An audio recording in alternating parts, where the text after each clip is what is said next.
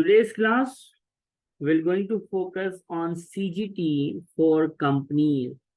जैसे individual capital gains tax पे कर रहा होता है, ऐसे ही कंपनीज भी नॉन करंट एसेट्स और आपका शेयर्स एंड सिक्योरिटीज के साथ डील करती हैं। जिस तरह एक इंडिविजुअल एसेट या शेयर्स बेचता है, इसी तरह कंपनी भी शेयर्स और एसेट को बेचा करती है। तो सर हमने इंडिविजुअल को इतना डिटेल में पढ़ा कि इंडिविजुअल में 4 चैप्टर्स थे, तो कंपनीज के सीजीटी में कितने चैप्टर्स हैं? तो बेटा ये एक ही चैप्टर है। इंडिविजुअल का सीजीटी अगर आपको आता है तो कंपनीज का सीजीटी बहुत इजी होता है। इसकी पहली एग्जांपल आपको मैं देता हूं। आपके सामने एक फॉर्मेट बना हुआ है। इस फॉर्मेट में एग्जाम डिस्पोजल का बॉक्स या कॉलम या डब्बा बना हुआ है। इंडिविजुअल में ये ब्लू कलर का था, यहाँ पे ब्लू कलर नहीं हुआ मुझसे, मैंने गलती से पर्पल कर दिया। बात वही है जो इंडिविजुअल है। इंडिविजुअल में जो चीजें एग्जाम्प्ट होती हैं, एग्जाम्प्ट बोले तो जिन पे सीजीटी इंडिविजुअल में नहीं लगता, कंपनी में भी सीजीटी उन चीजों पे नहीं लगता। आप लिस्ट पढ़ लो, गाड़ी, मेन रेजिडेंस, सारे के सारे, current assets, foreign currency, NSNI, gilts, ISA, ये सारी लिस्ट आपने इंडिविजुअल में रट्टा मारी है, याद की है। तो यानी इसका मतलब ये हुआ कि सर जो इंडिविजुअल में जो चीजें एग्जाम्प्ट हैं, जिन पे सीजीटी नहीं होता, कंपनीज में भी उन चीजों पे सीजीटी नहीं होता, कोई फर्क नहीं है। यहां तक तो आसान हो गया। सर फॉर्मेट क्या है? तो मैं क्यों बताऊं, मैं आपसे पूछूंगा बेटा फॉर्मेट क्या है वैसे इंडिविजुअल का? इंडिविजुअल के सीजीटी का फॉर्मेट क्या था? Disposal proceeds minus allowable cost minus disposal proceed सबसे पहले, less incidental cost of sale या अलाउेबल कॉस्ट ऑफ सेल, दोनों ही सही है, कोई मसला नहीं है। इंसिडेंटल कॉस्ट ऑफ सेल आ जाता था नेट सेल्स प्रोसीड या net disposal proceed, correct? yes then how many items after that? 3। कौन कौन सी? yes cost, capital expenditure और incidental cost of purchase. Cost, capital expenditures यानी इम्प्रूवमेंट शिप्रूवमेंट, एक्सटेंशन, इन्हांसमेंट या इम्प्रूवमेंट, बोलो कैपिटल एक्सपेंस ही है। और अपना incidental cost of purchase. Incidental cost of sale और परचेज जो इंडिविजुअल के हैंडआउट में लिखी हुई है वही है कि लीगल फीस होती है, ऑप्शन फीस होती है, कमीशन होता है, ब्रोकरेज फीस होती है। जो इंडिविजुअल में पड़ा वही है, कोई फर्क नहीं है। सर यहां तक तो फॉर्मेट में कुछ भी फर्क नहीं है, यानी सुभान अल्लाह, जो इंडिविजुअल का फॉर्मेट है वही क्या कंपनी का फॉर्मेट है। तो सर इतना अच्छे नहीं हम। यहाँ पे इंडिविजुअल के आंसर को बोलते थे चार्जेबल गेन, यहाँ पे इसको बोलते हैं अनइंडेक्स्ड गेन। सर नाम का फर्क है। अच्छा, इंडिविजुअल में ये चार्जेबल गेन होता था और फिर उसपे रिलीफ लगते थे। कंपनी में ये अनइंडेक्स गेन होता है और कंपनी के लिए एक एडिशनल अलाउंस अलाउ है जिसको कहते हैं इंडेक्सेशन अलाउंस। कंपनी के केस में ये एक एडिशनल अलाउंस है जिसके बाद आ जाता है चार्जेबल गेन। अभी इंडेक्सेशन अलाउंस कैसे कैलकुलेट होगा, इसका फार्मूला क्या, अभी सब छोड़ दो। अभी जस्ट हमने डिस्कस करा है फॉर्मेट।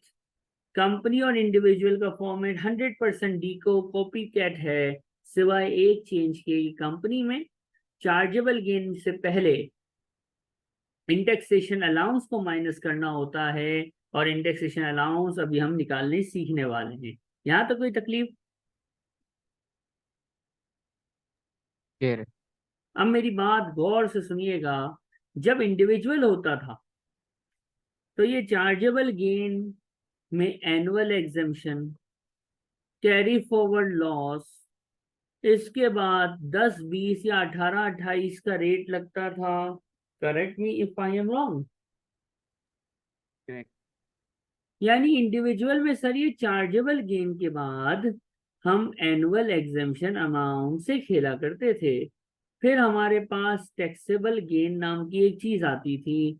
फिर हम बैंड शेंड को खेल के 10-20 या रेजिडेंशियल प्रॉपर्टी है, जैसे हॉलीडे हाउस हो सकता है, कोई भी घर पर हो सकता है रहने की जगह, तो 18-28 लगा देते थे। करेक्ट और रॉन्ग? सर कंपनी में एनुअल एग्जेम्पशन नहीं होती, कंपनी में टैक्सेबल गेन नहीं होता, कंपनी में 10, 20, 18, 28 कुछ भी नहीं होता। अरे सुभान अल्लाह, जबरदस्त। तो क्यों नहीं होता? तो देखो, आपने कॉर्पोरेशन टैक्स पढ़ा हुआ है, टीटीपी का फॉर्मेट याद है? टीटीपी का फॉर्मेट थोड़ा थोड़ा धुंधला धुंधला याद है मेरा बच्चा? टीटीपी के फॉर्मेट में 5 चीजें प्लस होती थी। Tax adjusted trading profit number 1, property income number 2, miscellaneous income number 3, interest यानी इंटरेस्ट रिसीवेबल नंबर 4, और आखिरी चीज वहां चार्जेबल गेन थी ना, टैक्सेबल गेन तो नहीं थी। सर चार्जेबल गेन थी, you are absolutely correct, chargeable gain थी। अच्छा, चार्जेबल गेन थी, टैक्सेबल गेन तो नहीं थी ना, सीजीटी पेबल तो नहीं था ना। यानी कंपनी के केस में सर ये जो आंसर आया है चार्जेबल गेन का, जिसको हमने रेड से बादल बनाया है, यही आंसर उठेगा और टीटीपी में ऐड हो जाएगा। सर ये टैक्सेबल गेन, ये 10-20%, बैंड में कितनी जगह है, ये सारी लवाजमात, ये सारी कहानियां खल्ली वल्ली कंपनी में जो इस फॉर्मेट का आंसर आता है। अगर एक से ज्यादा वो एसिड हो तो वो एक से ज्यादा एसिड आपस में प्लस माइनस हो जाएंगे, नेट ऑफ हो जाएंगे, और नेट ऑफ करके जो आंसर आएगा वो टीटीपी के फॉर्मेट में चला जाएगा। यानी बाकी चीजों को बोलेंगे चल बे निकल। करेक्ट और रॉन्ग?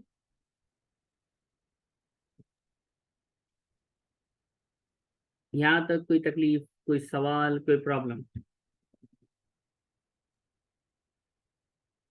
आपकी आवाज बिल्कुल भी नहीं आ रही है। Are you there? खैर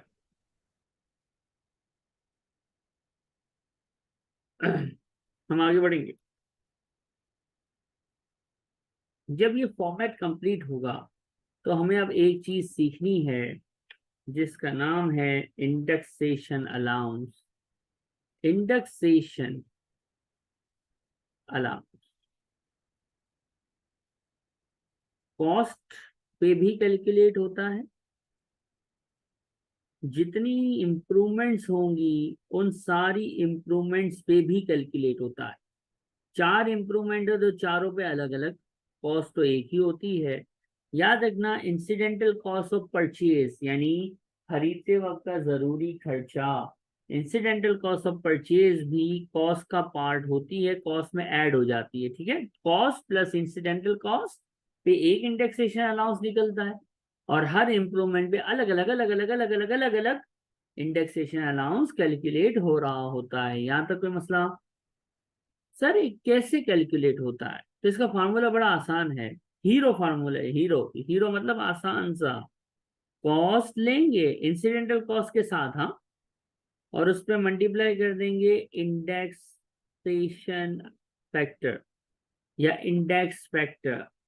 आपका एग्जामिनर इतना अच्छा है कि इंडेक्सेशन फैक्टर आपको पेपर में गिवन होगा, बस कॉस्ट उठाना, इंडेक्स फैक्टर से मल्टीप्लाई कर देना, और इम्प्रूवमेंट की भी वैल्यू उठाना, इम्प्रूवमेंट उठाना, और इसको भी इंडेक्स फैक्टर से मल्टीप्लाई कर देना। जबरदस्त हो गया। सर कॉस्ट उठानी है, उस पर इंडेक्सेशन कर देनी है, यानी फैक्टर से मल्टीप्लाई करना, इंडेक्सेशन अलाउंस ऑन कॉस्ट आ जाएगा। इम्प्रूवमेंट उठानी है, उस पे इंडेक्सेशन फैक्टर से उसको मल्टीप्लाई करना है, इंडेक्सेशन अलाउंस आ जाएगा। कॉस्ट का मतलब है with all the incidental cost, यानी नेसेसरी कॉस्ट ऑफ परचेज के साथ वाली कॉस्ट। सवाल है, सर ये इतना आसान है? जी हाँ, ऐसा ही है। एक छोटा सा, अब आया ना, एक छोटा सा पॉइंट है। दिसंबर 2017, एक होती है जिंदगी, एक होती है मौत। इंडेक्सेशन अलाउंस की मौत का दिन है दिसंबर 17। इंडेक्सेशन अलाउंस दिसंबर 17 के बाद ना मिले है, इसका मतलब क्या है? ना मिले है, इसका क्या मतलब है? इसका मतलब ये है कि कोई भी चीज अगर आपने दिसंबर 17 से पहले या तो खरीदी है या इम्प्रूवमेंट उस पे करी है, तो उस पे तो मिलेगा इंडेक्सेशन अलाउंस। लेकिन अगर आपने एसेट खरीदा या इम्प्रूवमेंट करी है दिसंबर 17 के बाद, तो आपको नहीं मिलेगा इंडेक्सेशन अलाउंस। अब ये थोड़ा सा ज्यादा हुआ। अब मैं आपको इसको एग्जांपल दूंगा, आप जवाब दीजिएगा। मैं कहता हूं मैंने एक एसेट खरीदा। कब खरीदा? अज्यूम करो जनवरी 2015 में खरीदा। कब खरीदा बेटा? जनवरी 2015। क्या इंडेक्सेशन अलाउंस ऑन कॉस्ट मिलेगा नहीं मिलेगा?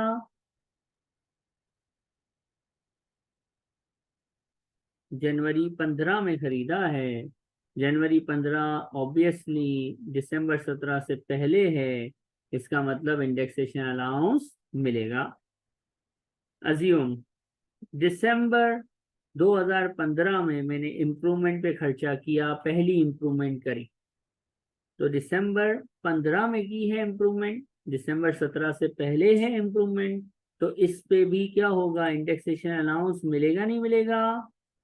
बिल्कुल मिलेगा। फिर मेरे पास और पैसे आ गए, मैंने एक और इम्प्रूवमेंट पे खर्चा किया। कब किया? मैंने खर्चा किया नवंबर 2017 में। नवंबर 2017 में इम्प्रूवमेंट टू, क्या इस पे भी इंडेक्सेशन अलाउंस मिलेगा कि नहीं मिलेगा? मिलेगा। फिर मेरे पास और टाइम गुजरा, फिर एक और इम्प्रूवमेंट में मैंने खर्चा किया, इम्प्रूवमेंट नंबर 3। कब करी इम्प्रूवमेंट 3? अज्यूम इम्प्रूवमेंट 3 करी मैंने दिसंबर 2019, दिसंबर 2019 में। इंडेक्सेशन अलाउंस निकालेंगे कि नहीं निकालेंगे? सर इम्प्रूवमेंट कब करी है? दिसंबर 17 के बाद करी है ना। तो फिर इम्प्रूवमेंट, उस इम्प्रूवमेंट पे जो 17 के बाद है, उस पे इंडेक्सेशन नहीं करना मना है, सख्ती से मना है। बेहतरीन हो गया। एक और केस किट में आपको मिलेगा। एक एसेट खरीदा दिसंबर 2022 में और दिसंबर 2023 में बेच दिया। तो क्या दिसंबर 2022 में जो एसेट मैंने खरीदा, उसकी कॉस्ट को मैं इंडेक्सेशन करूं कि नहीं करूं? दिसंबर 22 में यानी दिसंबर 17 के बाद खरीदा सर, तो इंडेक्सेशन नहीं करो। इसका मतलब पता है क्या हुआ? इसका मतलब ये हुआ कि जो एसेट दिसंबर 17 के बाद खरीदे जाते हैं, तो ऑब्वियसली उनकी इंप्रूवमेंट भी दिसंबर 17 के बाद ही होनी है। ऐसा एसेट जो दिसंबर 2017 के बाद खरीदा जाएगा, सर ऑब्वियसली उसकी वर्किंग सेम लाइक इंडिविजुअल होगी। No change, no indexation, right और रॉन्ग? बिल्कुल बेहतरीन सर। जो एसेट दिसंबर 17 के बाद खरीदा जाएगा, उसकी वर्किंग, उसका अनइंडेक्स गेन ही उसका चार्जेबल गेन बनेगा, क्योंकि इंडेक्सेशन तो होगी ही नहीं। यानी इंडिविजुअल एंड कंपनीज का सीजीटी सेम सेम उन एसेट के लिए जो दिसंबर 17 के बाद खरीदे जाते हैं। और जो दिसंबर 17 से पहले खरीदा जाएगा, तो सर उसमें हम दिसंबर 17 तक इंडेक्सेशन करेंगे। अल्फाज पे ध्यान देना, दिसंबर 17 तलक, टिल दिसंबर 17 हम इंडेक्सेशन करेंगे। यहां तक कोई तकलीफ है सर? मैंने काफी कुछ बोला है। अब ये जो कुछ भी बोला है, आइए इसको हम जरा देख लेते हैं। सर ये बोला तो आपने बहुत कुछ है, पेपर में कैसे आएगा या क्वेश्चन कैसे सेट होगा? तो क्वेश्चन का नाम है पाई, मिस्टर पाई नहीं है ये, लिमिटेड लिखा हुआ है। इसका मतलब ये सीजीटी फॉर कंपनीज का सवाल है। क्वेश्चन को एक मरतबा सुकून से पढ़ते हैं। पाई लिमिटेड ने एक फैक्ट्री खरीदी 2.5 लाख की 98 में। अल्लाह अकबर, अल्लाह अकबर। मुझे बताओ दिसंबर 17 से पहले है कि नहीं है? ग्रीन इसलिए कर रहा हूं कि ये दिसंबर 17 से पहले है। इसका मतलब इस पे अपने को क्या करने का? इंडेक्सेशन करने का। राइट और रॉन्ग? आगे बढ़ेंगे। आगे बढ़े, हम देखें कि भाई इसके बाद क्या हुआ। 15 अगस्त 2001, 15 अगस्त 2001 दिसंबर 17 से पहले है कि बाद है?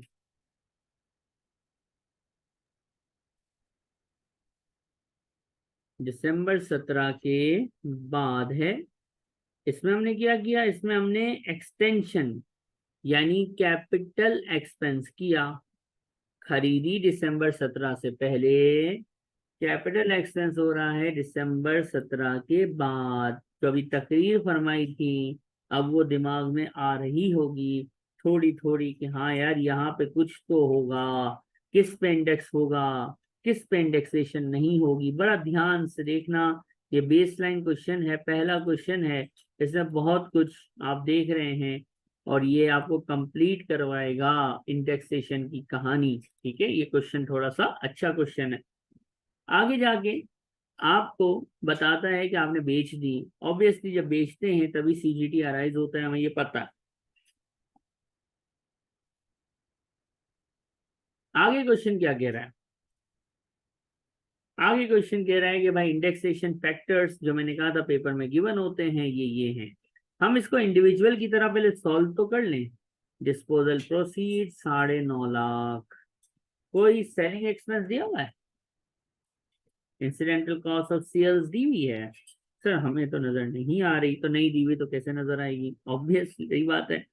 फिर कॉस्ट दी हुई है, सर ऑब्वियसली कॉस्ट तो होगी ही, बगैर कॉस्ट के कौन सा एसेट आप खरीद सकते हैं, ऐसा कैसे हो सकता है। करेक्ट, यू आर राइट, ठीक, चल जबरदस्त। कॉस्ट है 2.5 लाख की। सर कोई कैपिटल एक्सपेंस है, सर एक्सटेंशन है, एक्सटेंशन एक्सपेंशन इम्प्रूवमेंट 70,000 की। सर ये कंपनी का सवाल है तो इसको अपने लिख देते हैं अनइंडेक्स गेन। कितना आएगा अनइंडेक्स गेन, और कोई सवाल जहन में अगर आ रहा है तो प्लीज पूछिएगा।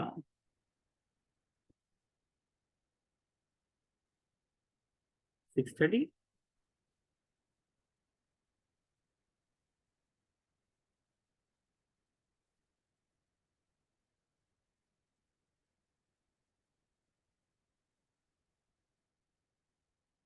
अब हमें पता है दिसंबर 17,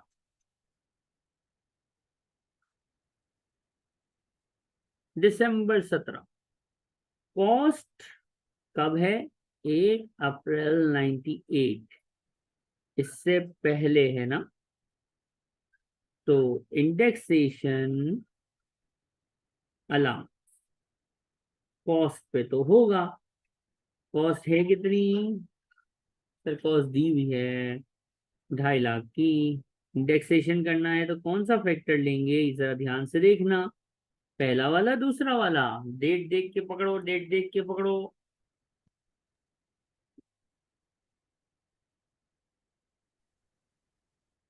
पहला वाला फैक्टर के दूसरा वाला फैक्टर। सर कॉस्ट की तारीख दी हुई है 98, और हमें पता है दिसंबर 17 पे इसकी मौत हो जाती है। तो 0.710 which going to give me an answer of 177,500। अब सवाल है इम्प्रूवमेंट जो हुई है, एक्सपेंशन एक्सटेंशन जो हुई है, उसकी डेट बताओ। इम्प्रूवमेंट की डेट लिख लेते हैं, 15 अगस्त 2001। ठीक हो गया, पहले हमने थोड़ा सा गलत बोल दिया। 15 अगस्त 2001 है, ये एक है, 11 नहीं है, एक है। तो 2001 भी 2017 से क्या होता है, पहले आता है कि बाद आता है, before. Both things are before December 17।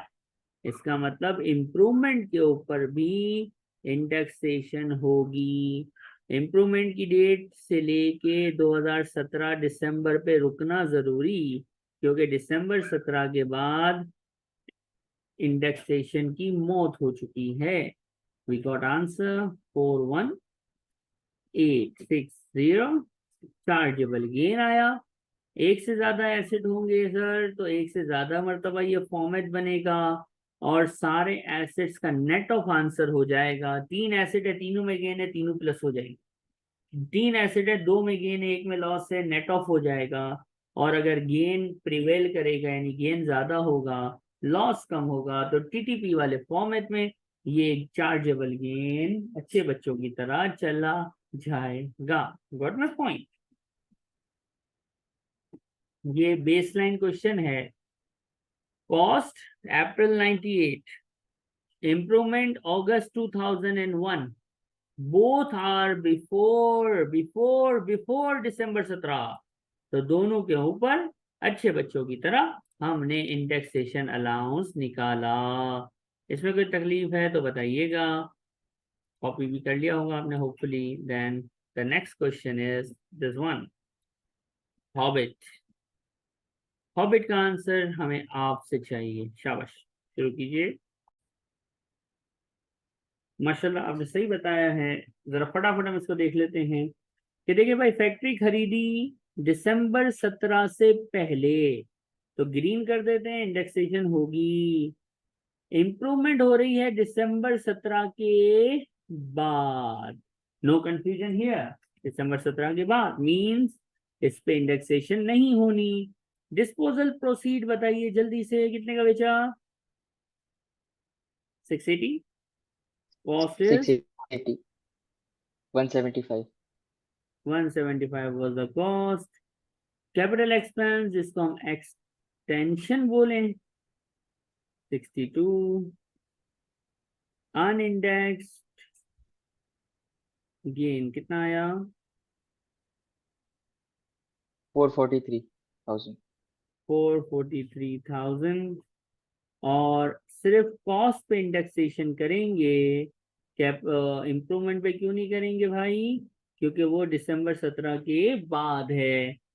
जून यानी कॉस्ट की डेट से लेके दिसंबर 17 तक का फैक्टर होगा 0.625 which is given as well, और गिवन ही होगा हमेशा पेपर के अंदर। हमारे पास क्या आंसर आएगा?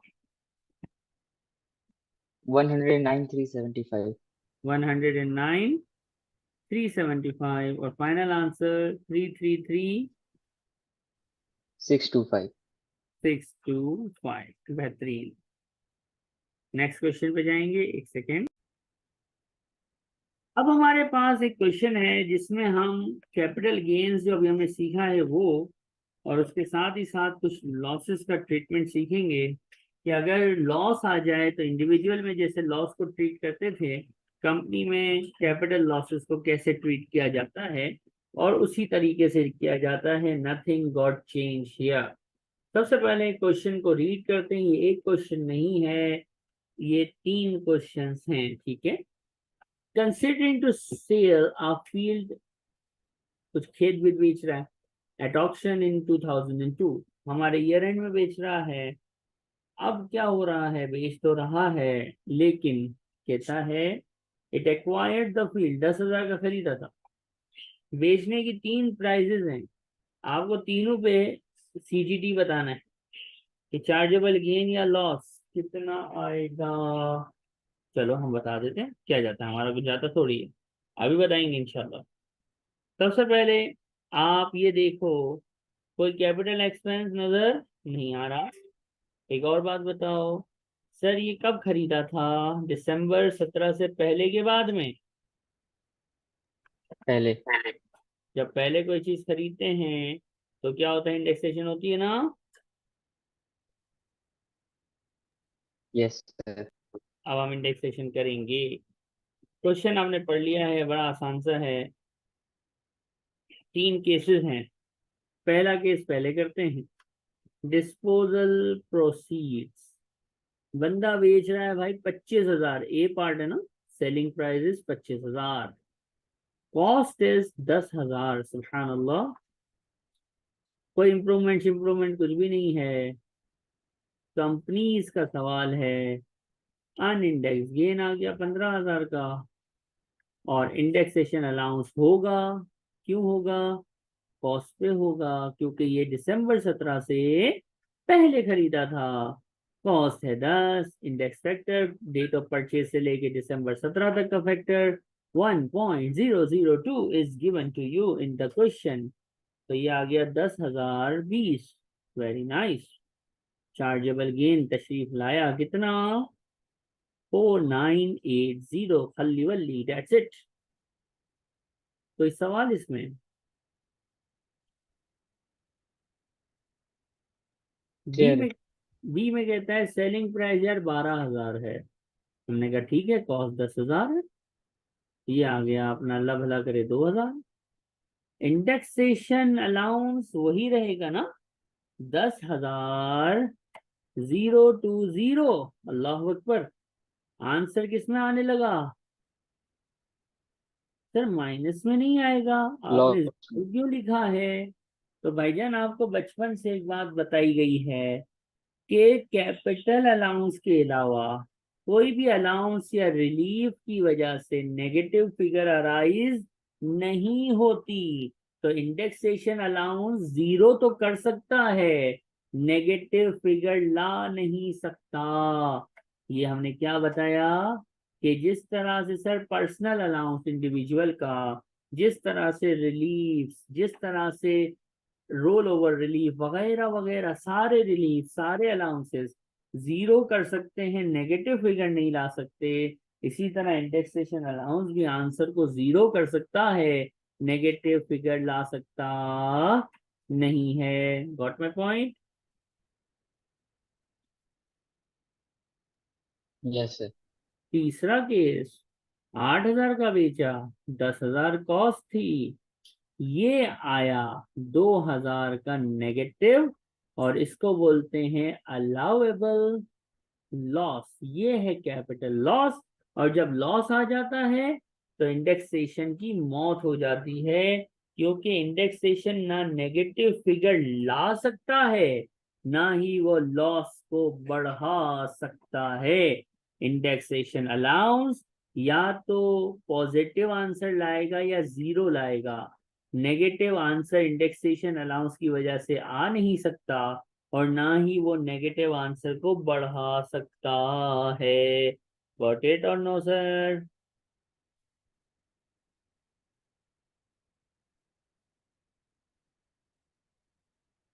एनी तकलीफ? Please yes sir. Ask. No तकलीफ और तकलीफ? नो तकलीफ. ओके. साथ साथ कॉपी भी करना है. ये कॉपी कर लिया बेटा? जी। Question number 4. अब ये कंपनीज का सीजीटी चल रहा है, तो कंपनी का चार्जेबल गेन तो कहाँ जाता है, कहाँ को जाता है? सर कंपनी का सीजीटी उसके टीटीपी के फॉर्मेट में जाता है, आपने भी बताया था. तो कैसे जाता है आइए देख लेते हैं. एक सवाल आता है, क्वेश्चन 4 है, कॉर्पोरेशन टैक्स लायबिलिटी बताओ. ये अभी बताते. 5 चीजें आती हैं कॉर्पोरेशन टैक्स लायबिलिटी में, टीटीपी का फॉर्मेट होता है ना. टैक्स एडजस्टेड ट्रेडिंग इनकम आती है, चार्जेबल गेन आता है, प्रॉपर्टी इनकम आती है, हराम इंटरेस्ट रिसीवेबल आता है, और मिसलिनियस इनकम आती है. इन सबको प्लस करते हैं. जैसा रिव्यू के तौर पे मैंने पूरा फॉर्मेट एक सांस में लिख दिया है. टोटल प्रॉफिट के बाद क्यूसीडी के बाद टीटीपी आ जाती है. एक सांस में फॉर्मेट आपको भी याद होना चाहिए. करेक्ट? अब इसमें सारी आइटम्स नहीं है तो वो चीज पेपर में हम नहीं लिखेंगे, ठीक है. ये सिर्फ समझाने के लिए मैं पूरा फॉर्मेट लिख दिया. क्वेश्चन में tax adjusted trading profit is given 65,000. सुभान अल्लाह. चार्जेबल गेन अपने पास दिया हुआ है 3,600. अरे वाह. चार्जेबल गेन हुआ है 3,600. ब्रॉट फॉरवर्ड पिछले साल से कुछ कैपिटल लॉस उठ के आया है, तो आ सकता है. एनुअल एग्जाम्पशन नहीं होती, यानी पिछले साल में 3-4 एसेट बेचे होंगे, सबका नेट ऑफ आंसर लॉस आ गया होगा. तो लॉस तो टीटीपी के फॉर्मेट में जाता नहीं है ना, वो अगले साल कैरी फॉरवर्ड हो गया होगा, यह आ गया. तो मेरे इस साल के गेन को पिछले साल के लॉस ने आके क्या बोला? बेटा खलास. इस साल का गेन पिछले साल का जो लॉस कैरी फॉरवर्ड आया उसने खत्म कर दिया. एम आई राइट और रॉन्ग सर? राइट। तो मेरे पास अब आंसर क्या बचा? लॉस तो रियल लॉस है ना, जेन्युइन लॉस है। कितना लॉस बच गया?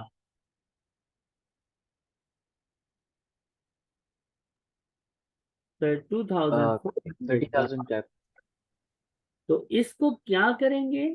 सर इसका वही तरीका जो इंडिविजुअल में है, टू बी कैरी फॉरवर्ड। अगले साल 31 मार्च 2023 पे खड़े हैं तो 24 पे कैरी फॉरवर्ड, खलास। यानी इस साल का कैपिटल गेन हो गया जीरो। यानी आपने ये सीख लिया कि चार्जेबल गेन में उस साल के सारे एसेट गेन और लॉस एडजस्ट होने के बाद कोई पिछले साल से अगर लॉस कैरी फॉरवर्ड होके आता है तो वो भी एडजस्ट हो जाता है। और उसके एडजस्ट होने के बाद अगर पॉजिटिव बचे तो टीटीबी के फॉर्मेट में, और नेगेटिव बचे तो अगले साल carry forward, loss to be carry forward. No property income, no हराम इनकम, नो मिसलिनियस इनकम। तो ये पेपर में जो क्रॉस लगा है ये लिखने की जरूरत नहीं है। We do have total profit of 65, no QCD. इसका मतलब टीटीपी भी हमारा 65 आ गया। कॉर्पोरेशन टैक्स का रेट 19% होता है। तो खल्ली वल्ली CGT capital corporation tax, corporation tax की लायबिलिटी जो ये 19% करके आएगी वो आ जाएगी। इससे एक बात साबित क्या हुई कि सर सीजीटी का कोई सेपरेट परसेंटेज तो है नहीं। इसका मतलब सीजीटी कंपनीज के टीटीपी के फॉर्मेट में जाता है। इसका मतलब कंपनीज में सीजीटी 19% पे ही टैक्स होता है। जिस तरह कंपनी की अदर इनकम 19% पे टैक्सेबल हैं, तो CGT is part of the total taxable total income. तो इट मीन्स के सीजीटीबी कंपनीज में 19% पे टैक्स होता है। एक सवाल आता है, सर इंडिविजुअल में आप सीजीटी जब पढ़ाते हैं तो आप उसके अंदर हमें डेट बताते हैं कि सीजीटी फॉर इंडिविजुअल की ड्यू डेट ये है, कंपनी में आपने डेट नहीं बताई। तो बेटा कंपनी में सीजीटी ना अलग से सोर्स ऑफ इनकम है, ना वो अलग से उसका कोई रेट है, ना अलग से वो पे होता है, तो उसकी अलग से कोई भी डेट नहीं है। जो कॉर्पोरेशन टैक्स की हम डेट्स पढ़ेंगे इसके चैप्टर में, टैक्स एडमिनिस्ट्रेशन फॉर कंपनीज वाले में, वही डेट्स आपकी सीजीटी के लिए होंगी। क्योंकि CGT is not a separate source of income for companies, it's a part of taxable total profits. Got my point? Yes sir. इसके साथ आपने कंपनीज क्या एसेट्स को खत्म किया है। अब एसेट्स खत्म हो गए सर। सर इंडिविजुअल में तो बहुत सारी चीजें इसके बाद आई थी, तो वो चीजें कहाँ जाएंगी? तो अभी हम आपको बताते हैं वो चीजें कौन कौन सी थी। देखो भाई, इंडिविजुअल में taxable income, annual exemption, percentages, date, ये सब खल्ली वल्ली हो गया ना। ठीक है सर, ओके हो गया, fine, fair enough. Sir individual में आपने जब एक चीज और पढ़ाई थी, स्पाउस के रूल्स, आपने पढ़ाया था चैटल्स एंड वेस्टिंग एसेट्स, आपने पढ़ाया था destruction of asset, destruction of asset, asset का फट जाना, तबाह हो बर्बाद हो जाना। फिर सर आपने पढ़ाया था डैमेज, कि पूरा एसिड नहीं खराब होता, थोड़ा सा एसिड डैमेज हो जाता है। और चैटल्स के रूल्स और वेस्टिंग एसिड, वेस्टिंग एसिड में आप घोड़ा, रेस का घोड़ा, फिर आपने वो जो यॉट वगैरह की कहानी, ये सारी बताई थी। तो सर स्पाउस, कंपनी की शादी नहीं होती, तो स्पाउस रूल तो हो गया साइड। चैटल्स और वेस्टिंग एसिड जैसे आपने इंडिविजुअल में सीखा है, जैसा आपने इंडिविजुअल में सीखा हुआ है, as it is, no change, ऐसे ही चैटल्स और वेस्टिंग एसिड कंपनी में है। डिस्ट्रक्शन ऑफ एसिड जैसा आपने इंडिविजुअल में सीखा हुआ है, ऐसा ही डिस्ट्रक्शन ऑफ एसिड वो इंश्योरेंस प्रोसीड वाला कंपनी में है। और डैमेज भी जैसा सीखा है वैसा ही कंपनी में है। सेटल्स हो, वेस्टिंग एसेट हो, डिस्ट्रक्शन हो, डैमेज हो, स्पाउस रूल नहीं हो सकता क्योंकि कंपनी की शादी नहीं होती। इसके अलावा जितना कुछ आपने पढ़ा है, किसके अंदर आपने जितना कुछ पढ़ा है इंडिविजुअल में, वो सब का सब कॉपी कैट हो गया। There is no change.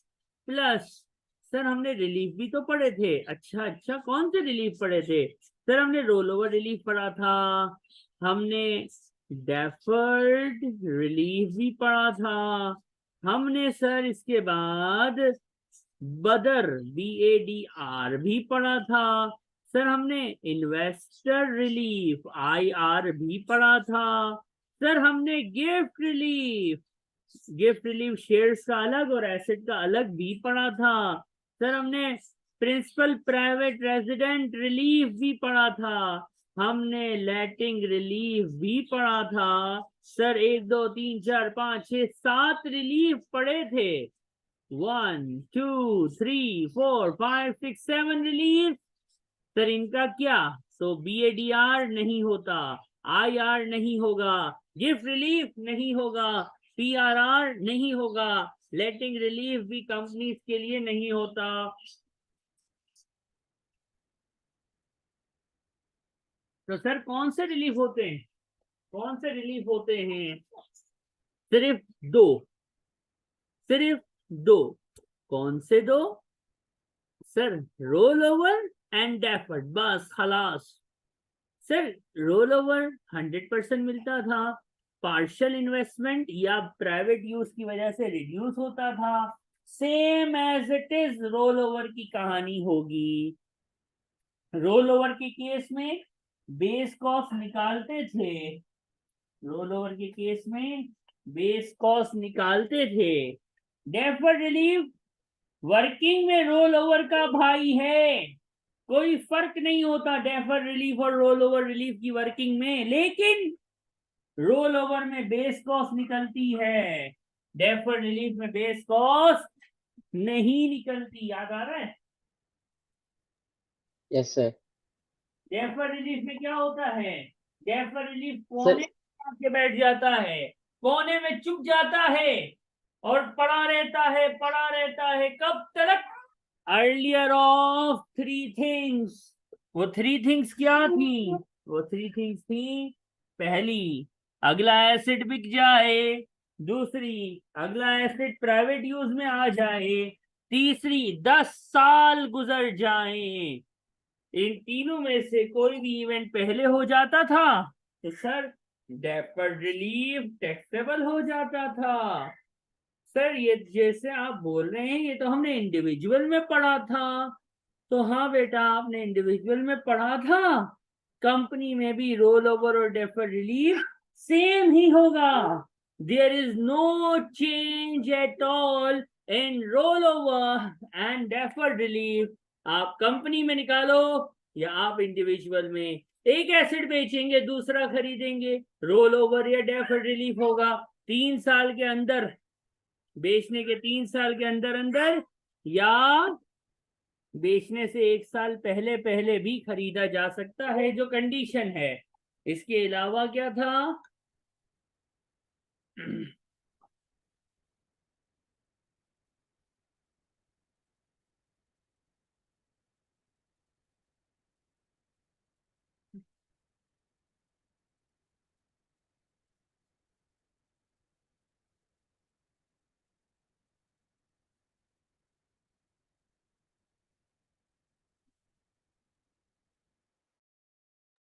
इसके अलावा क्या था?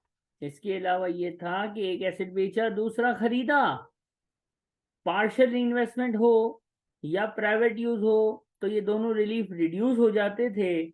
और क्या था? और इसमें क्या था? और इसमें क्या था बेटा? और इसमें ये था कि रोल ओवर बेस कॉस्ट निकलवाता है, डेफर्ड रिलीफ बेस कॉस्ट नहीं निकलवाता। ये मैंने पूरा रिकैप मारा है जो इंडिविजुअल के रोल ओवर और डेफर्ड रिलीफ में हमने किया है। एक छोटी सी बात है कि सर कौन से एसेट जरा याद दिला दें कि जिन एसेट में हम लोग जो है वो डेफर्ड रिलीफ लिखते थे तो वो एसेट का नाम था fix plant and machinery, fix plant and machinery या लीज होल्ड। अगर आपने एक एसेट बेचा और दूसरा जो खरीदा है वो दूसरा वाला फिक्स प्लांट एंड मशीनरी या लीज होल्ड का आइटम है तो डेफर्ड रिलीफ होगा, वरना इसके अलावा कुछ भी है तो फिर आपका नाम रोल ओवर रिलीफ का होता है। यहां तक याद आ रहा है? Yes sir. सर आपकी स्क्रीन नहीं शो एक, हो रही। एक छोटा सा डिफरेंस है, वो ये है कि पूरी कहानी वही है, एक छोटा सा डिफरेंस है। इंडिविजुअल में गुडविल पे भी रोल ओवर रिलीफ अप्लाई हो जाता था, सही है, गुडविल भी एक एसेट काउंट होता है इंडिविजुअल के लिए। कंपनी में गुडविल एग्जेम्प्ट है, एक एडिशनल एग्जेम्प्ट है कंपनी के अंदर, वो है गुडविल। बाकी एग्जेम्पशन की लिस्ट पूरी है, जो इंडिविजुअल की लिस्ट है वही कंपनी की लिस्ट है, बस एक चेंज है कि कंपनी में गुडविल जो है वो एग्जेम्प्ट होती है, गुडविल पे कोई सीजीटी कंपनी के लिए अप्लाई नहीं होता। अब हमने जो इतनी बड़ी बात की कि एक एसेट बेचेंगे दूसरा खरीदेंगे, रोल ओवर, डेफर्ड रिलीफ, ये दो ही रिलीफ होते हैं और ये दो रिलीफ इंडिविजुअल की तरह ही अप्लाई होते हैं। सर ये अगर आप हमें करके दिखाएं तो बड़ा मजा आएगा। तो ये क्वेश्चन है क्वेश्चन नंबर 12 मिडवे। इसके अंदर हम रिलीफ्स का चैप्टर, जो इंडिविजुअल का पूरा एक चैप्टर है क्योंकि उसमें 7 रिलीफ हैं, इधर 2 ही हैं, ये 2 को हम रिकॉल कर लेंगे, रिवाइज करेंगे और खत्म कर देंगे। जरा एक नजर क्वेश्चन को रीड कीजिएगा पूरा प्लीज। कहता है कि भाई आपने एक एसेट बेचा है और आप सोच रहे हो कि इसके बदले में मैं क्या खरीदूं। 3 ऑप्शन है, 3 ऑप्शन आपको दे रहा है और बोल रहा है भाई आप हमें बताओ, एक्सप्लेन करो कि इन तीनों ऑप्शन में क्या होगा। तो भाई देखो, सबसे पहली बात, सबसे पहले गेन तो है वो तो सेम ही होगा ना, गेन में तो कोई फर्क नहीं होगा, आगे रिलीफ्स में फर्क होगा। तो पहले हम एक यूनिक आंसर कैलकुलेट कर लेते हैं कि भाईजान हमने जो बेचा है कितने का बेचा, what is the disposal proceed, बेचा कितने का। 160,000। 160,000, 1,60,000 का बेचा। क्या कोई इंसिडेंटल कॉस्ट ऑफ सेल नजर आ रही है सर? नहीं। ओके, खरीदा कितने का था? 45,000।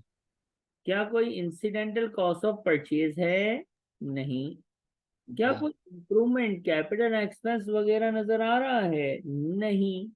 कंपनी है तो इसको बोलेंगे अनइंडेक्स गेन। क्या दिसंबर 17 से पहले खरीदा था कि बाद में? पहले। पहले खरीदा था, ये रहा पहले। इसका मतलब कॉस्ट के ऊपर इंडेक्सेशन होगी, करेक्ट और रॉन्ग? ये दिया हुआ है फैक्टर 0.316, कितना आ जाएगा इंडेक्सेशन अलाउंस? 14,220, ये आ जाएगा 1,15,000 और 1,00,780। ये तो यूनिक आंसर आ गया ना, chargeable gain before relief, am I right? अब ऑप्शन ए पे जाएंगे, बी पे जाएंगे, सी पे जाएंगे, हर किसी में कहानी अलग हो जाएगी। चार्जेबल गेन हर किसी केस में अलग अलग होगा, लेकिन बिफोर रिलीफ तक तो यूनिक आंसर आ गया ना सर, यहां तक कोई मसला है? नहीं। अब मैं ए को लेके चलता हूं कि मेरे भाई चार्जेबल गेन बिफोर रिलीफ आ गया, ठीक है, कितना आ गया? 1,00,780। अब क्या हुआ, ये बेची कितने की है? How much is the selling price, what is the selling price? 160। ए में कहता है भाईजान बड़ी जगह ले रहा हूं, बड़ी जगह विद इन बेचने के 3 साल के अंदर अंदर लेनी होती है या 1 साल पहले भी ले सकते हैं, और बिजनेस एसेट होना चाहिए। तो मेरे दोस्त फैक्ट्री बिजनेस एसेट ही तो होता है, फुल टाइम बिजनेस एसेट है, लिखा हुआ भी है ना बिजनेस में इस्तेमाल। परसेंटेज होती तो रोल ओवर परसेंटेज से रिड्यूस हो जाता। करेक्ट और रॉन्ग? करेक्ट। अब इसने क्या किया, 160 का बेचा और दूसरा वाला कितने में खरीदा? 170। 170। अगर मैं सिर्फ आपको समझाने के लिए यहाँ लिखूं कि फुल री इन्वेस्टमेंट है और बिजनेस यूज भी है, और दूसरा वाला asset fix plant and machinery की नहीं है, लीज होल्ड नहीं है, इसलिए रोल ओवर रिलीफ 100% मिलेगा। तो एम आई राइट और एम आई रॉन्ग? राइट। और गेन तो 0 हो गया, लेकिन जो रिप्लेस एसेट खरीदा है, जो रिप्लेस एसेट खरीदा है उसके साथ क्या होगा? जो रिप्लेस एसेट खरीदा है सर, उसकी निकालेंगे बेस कॉस्ट। क्यों बेस कॉस्ट निकालेंगे? क्योंकि सर ये रोल ओवर है, और रोल ओवर में दूसरे एसेट की निकालते हैं बेस कॉस्ट। इसका मतलब जब दूसरा एसेट फ्यूचर में कभी भी बेचने के लिए आएगा तो उसकी कॉस्ट यूज नहीं होगी, उसकी क्या यूज होगी? Base cost. Am I right और एम आई रॉन्ग? राइट। कितनी आगे बेटा बेस कॉस्ट, जरा बताइएगा।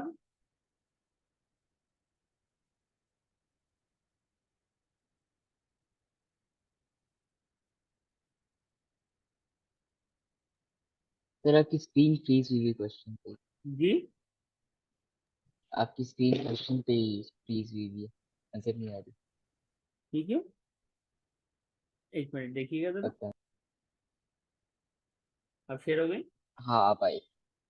ओके।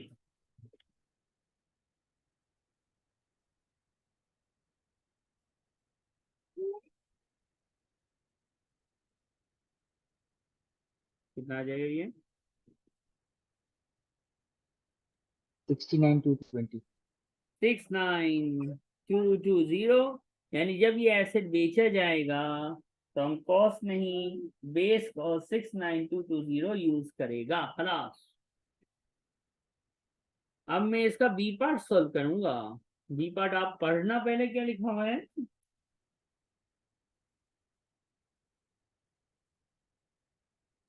पढ़ लिया। क्या लिखा हुआ है बी पार्ट में? दूसरा एसेट कितना? 155 की फैक्ट्री लेगा। हाँ, 155 का दूसरा एसेट खरीदा है, तो गेन बिफोर रिलीफ तो वही रहेगा 1000780। मसला क्या है? बिजनेस यूज तो है ही है ना, बिजनेस यूज तो है ही है, बिजनेस यूज में कोई मसला नहीं है। मसला क्या है? कुछ पैसे जेब में रख लिए हैं। एम आई राइट और रॉन्ग? यस। जब पैसे जेब में रखे जाते हैं तो हम उसको कहते हैं अमाउंट नॉट री इन्वेस्टेड। करेक्ट और रॉन्ग? करेक्ट। तो बी केस में बिजनेस यूज तो ओके की रिपोर्ट है, लेकिन कुछ अमाउंट, कुछ पैसा जेब में रख लिया गया है। वो कितना है? ये बेचा कितने का था? सर 160 आपने हाईलाइट करके रखा हुआ है। 160 का बेचा था। अगला कितने का ले रहे हो? 155। का। तो जेब में कितने पैसे दबा लिए मेरे दोस्त? 5,000। 5,000 से रिलीफ कम हो जाएगा। रिलीफ 5,000 से कम होगा तो ऑब्वियसली चार्जेबल गेन 5,000 से अराइज हो जाएगा। M I right? याद आ रहा है इंडिविजुअल थोड़ा थोड़ा? Yes sir. तो रिलीफ आ जाएगा 95780। रोल ओवर ही बोलेंगे क्योंकि अगला एसेट भी फैक्ट्री है, कोई फिक्स प्लांट एंड मशीनरी या लीज होल्ड नहीं है। और इसकी भी बेस कॉस्ट निकाल देंगे। 155 का ले रहे हैं। 95780 is my rollover relief, giving me the base cost of 59220। कहानी खलास। कोई तकलीफ बेटा?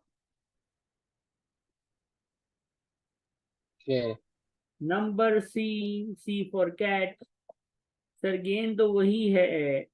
सी पढ़ना तो सही करा किया है भाई ने।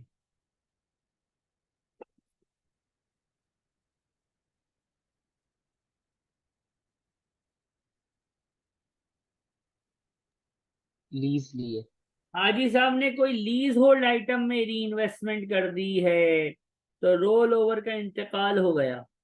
रोल ओवर मर गया और उसकी जगह ले ली डेफर्ड रिलीफ ने, क्योंकि फिक्स प्लांट एंड मशीनरी या लीज होल्ड में री इन्वेस्टमेंट करते हैं तो फिर रोल ओवर नहीं होता, नाम होता है डेफर्ड रिलीफ। करेक्ट और रॉन्ग?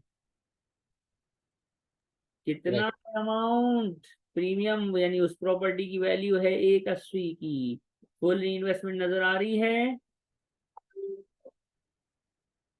160 का yes, बेचा था, इसका मतलब ये 100% हो गया, जीरो आ गया। ये अगला 180 का लिया है, ये ऐसे ही रह गया, बेस कॉस्ट नहीं निकली। डेफर्ड रिलीफ आगे कोने में खड़ा रह गया और ये 3 में से एक इवेंट के होने तक खड़ा रहेगा।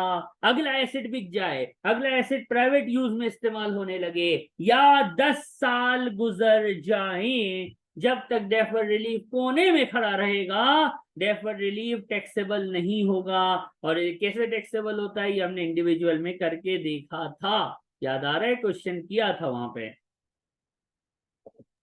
yes, इसके साथ सीजीटी फॉर एसेट्स खत्म होता है। नेक्स्ट हम पढ़ेंगे सीजीटी फॉर शेयर्स। कंपनीज के सीजीटी में अब जो है वो एक आखिरी बात है। जिस तरह इंडिविजुअल आपने देखा था, इंडिविजुअल के शेयर्स होते हैं, शेयर्स एंड सिक्योरिटीज, इसी तरह कंपनीज के लिए भी शेयर्स एंड सिक्योरिटीज हैं।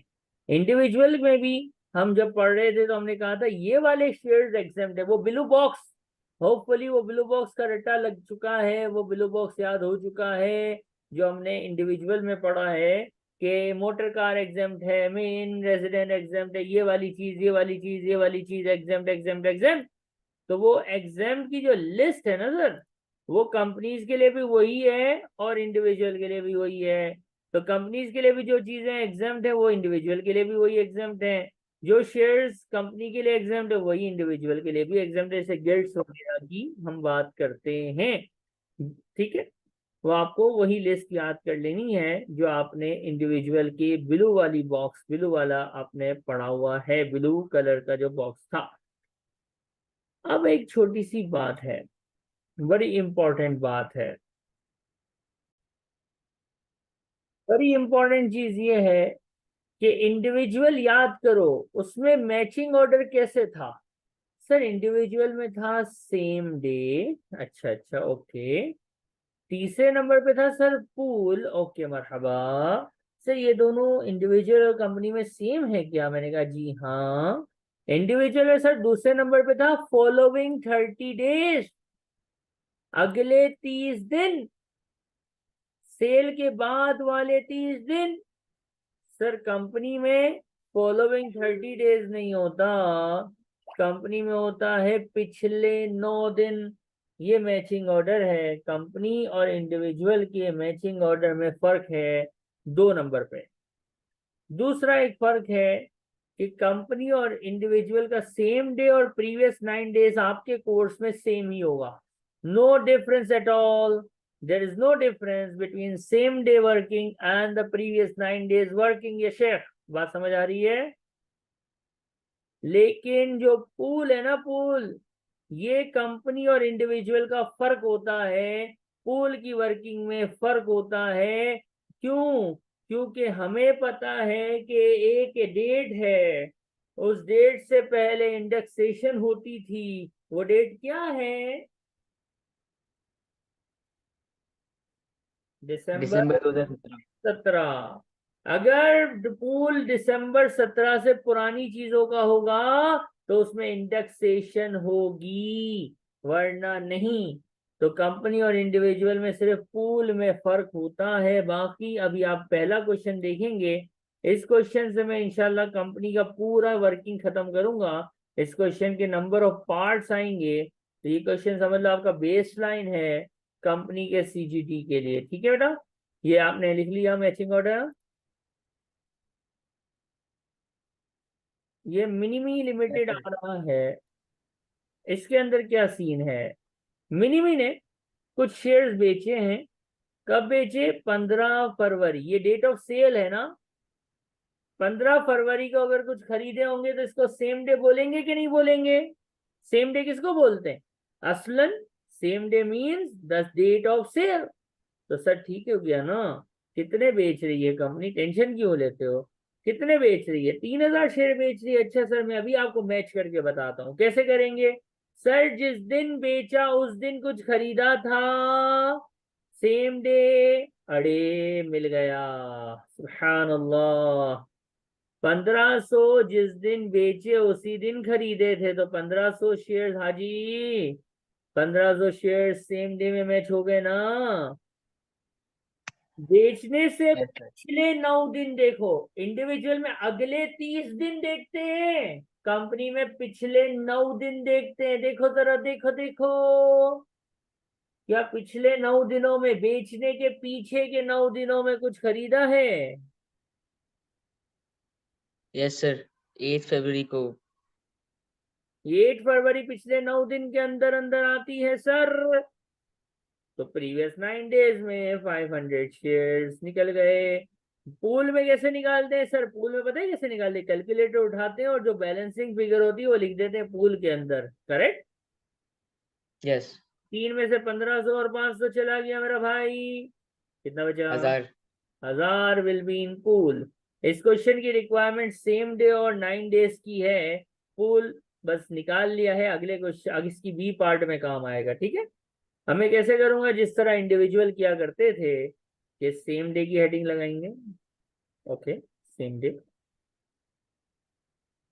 डिस्पोजल प्रोसीड, सर कसम से इसने 15,000 कमाए हैं लेकिन 3,000 शेयर बेचे हैं। सेम डे में अपने पास कितने मैच हो रहे हैं? 1500। तो मैं क्या करूं, 1500 मैच करके सेलिंग प्राइस निकालो, 1500 की कितनी आएगी?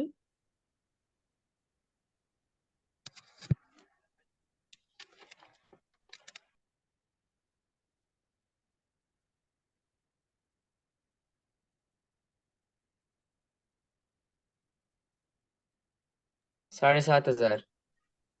7,500। और इन 1500 की कॉस्ट कितनी, 6,000 दी हुई है कि नहीं दी हुई है? दी हुई है। तो मेरा चार्जेबल गेन आ गया। एक से ज्यादा एसेट होते हैं तो हम काम ऐसे कर रहे होते हैं। ये पाउंड है, डॉलर नहीं है, ठीक है, क्योंकि हमारी करेंसी यूनिट पाउंड की है।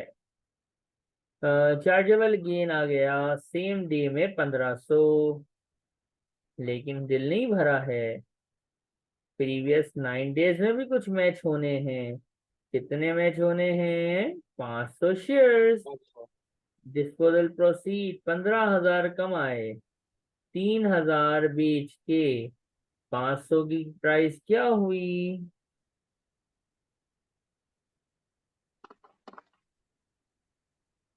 2500।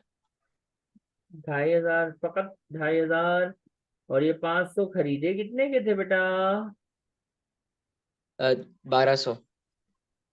तो हाजा चार्जेबल गेन हाउ मच? 1300। अब हमसे पूल इस सवाल में पूछा नहीं है, वरना हम पूल भी निकाल देते। इस सवाल का आंसर हो गया नेट चार्ज। पेपर में पूल भी पूछा जाएगा, ठीक है। मेरे सही। ध्यान 2800 आ गया। कंपनी में कोई एनुअल एग्जामेशन नहीं होती, अगर इस सवाल की बात करें तो जो नेट चार्जेबल गेन है 2800 का, ये जो नेट चार्जेबल गेन है, इस पे एनुअल एग्जम्पशन लगेगी? नहीं। इस पे 10-20% लगेगा? नहीं। सर ये कंपनी हैज अ कॉर्पोरेशन शरीका, that is a company sir. तो क्या करूं इसको? सर इसको टीटीपी के फॉर्मेट में, ये टीटीपी में 5 चीजें आती है ना, टैक्स जैसे trading profit, miscellaneous income, interest, receivable, property income, और 5वीं चीज होती है चार्जेबल गेन। सर इसको टीटीपी के फॉर्मेट में, इस 2800 को अच्छे बच्चों की तरह सर टीटीपी के फॉर्मेट में प्लस कर देना। वो और होशियारी करने की जरूरत नहीं है, कि कंपनी का एसेट होके शेयर नेट ऑफ होने के बाद ये सब टीटीपी के फॉर्मेट में चले जाते हैं। एम आई राइट और wrong? Right, sir. Note it down, and if done, do let me know.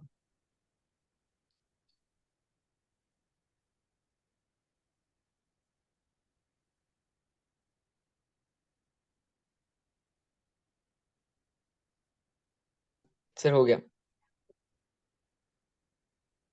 अब हम आएंगे इसके आगे पार्ट्स पे चलेंगे। यही क्वेश्चन तो नहीं, मैं थोड़ा सा क्वेश्चन चेंज करूंगा, और मैं अब उसमें आपको पूल की तरफ, थोड़ा पूल की बहारें हम देखेंगे। पूल होगा तो दिसंबर 17 जहन में रखना, और दिसंबर 17 जब जहन में रखना तो इसका मतलब क्या है? इंडेक्सेशन करना। करेक्ट और रॉन्ग? करेक्ट। क्वेश्चन को एक नजर सुकून शांति इत्मीनान के साथ पढ़िएगा प्लीज।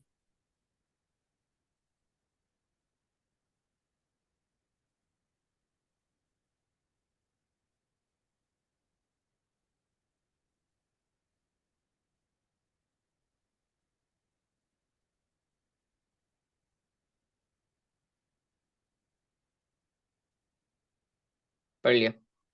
अब हम मैचिंग ऑर्डर बनाएंगे। बेचा कब है? सर 20 दिसंबर 2022। अच्छा भाई, ओके फाइन।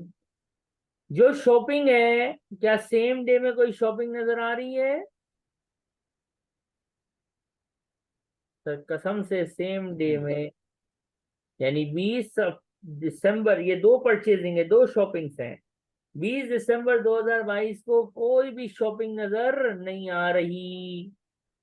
सर ये कंपनी है तो पिछले 9 दिन, 20 दिसंबर से पीछे के 9 दिन में भी सर कोई शॉपिंग नजर नहीं आ रही। टोटल बेचे हैं सर 10,000 शेयर। सुभान अल्लाह, 10,000 शेयर सारे के सारे बैलेंसिंग फिगर पूल में फिक्स हो गए। M I right? राइट। ये दोनों डेट्स बिफोर दिसंबर 17 हैं। कौन आएगा? कौन इंडेक्सेशन अलाउंस। जाएगा? Who is going to knock the door? Mr. Indexation Allowance, correct? Yes. Now look carefully. Indexation allowance for shares आएगा, shares का indexation allowance तशरीफ लाएगा। Indexation allowance और shares निकलता है index cost into index factor है। Sir आपने assets में मुझे पढ़ाया था cost into index factor. Sir यहाँ पे आप क्या पढ़ा रहे हो? Index cost into index factor. तो जी हाँ, मैं यही पढ़ा रहा हूँ। एसेट में कॉस्ट पे फैक्टर लगे हैं, और शेयर्स में इंडेक्स कॉस्ट पे फैक्टर लगता है। सर ये इंडेक्स कॉस्ट क्या होती है? तो बेटा ये मैं भी क्वेश्चन से आपको बताऊंगा कि इंडेक्स कॉस्ट क्या होती है। यहाँ तक बात समझ आती है?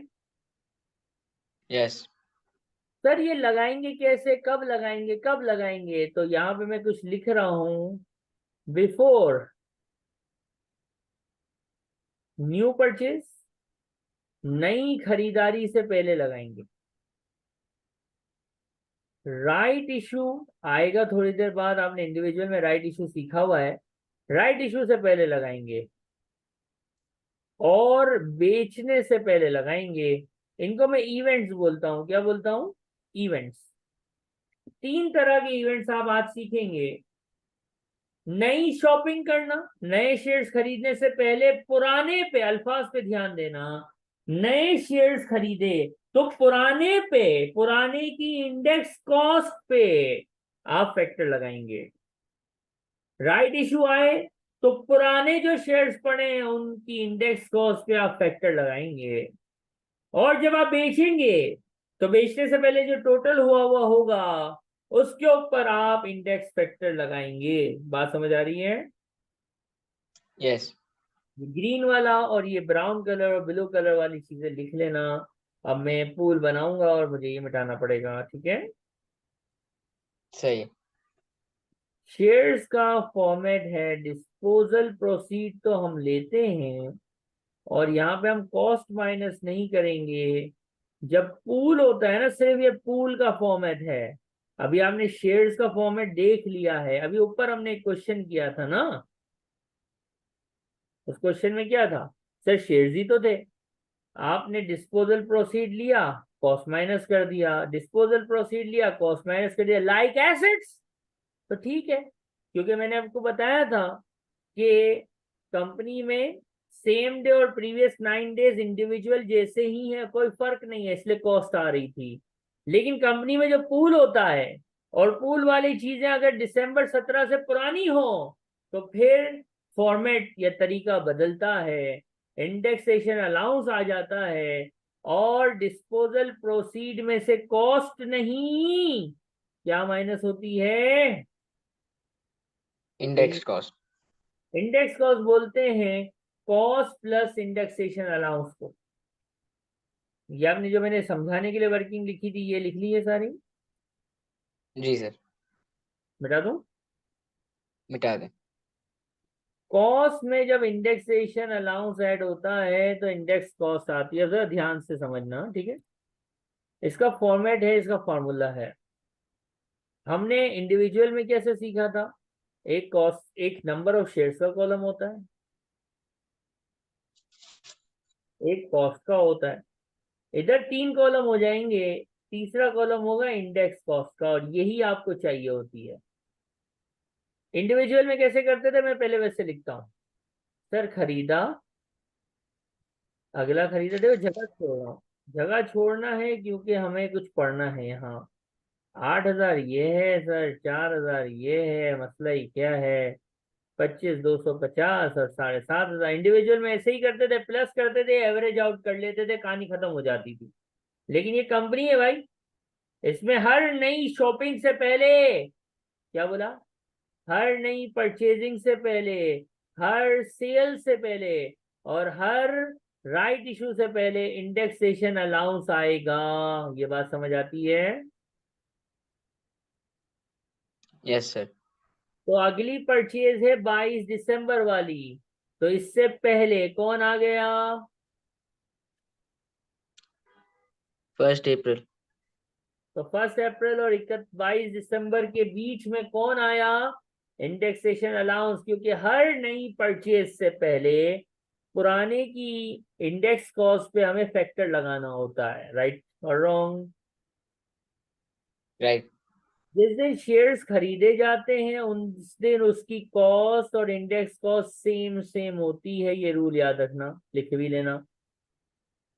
क्या लिखा? हर नई परचेज, राइट इश्यू और सेल से पहले इंडेक्सेशन अलाउंस आएगा, जैसे ब्लू कलर में आया है। और जिस दिन शेयर्स खरीदे जाते हैं उस दिन उनकी कॉस्ट और इंडेक्स कॉस्ट बराबर होती है, सेम होती है। Got my point? यस। अब देखो कैसे होगा। इंडेक्स कॉस्ट पे लगता है ये उठा ली। फैक्टर दो दिए हुए, कौन सा फैक्टर लेना चाहिए?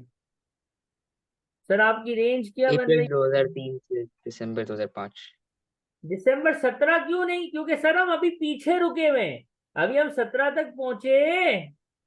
हाँ, अगर ये दिसंबर 5 नहीं दिसंबर 18 होती तो मैं दिसंबर 17 पे रुक जाता। राइट और रॉन्ग? राइट। तो आपने सही बताया, 0.071। If you multiply it what the answer is?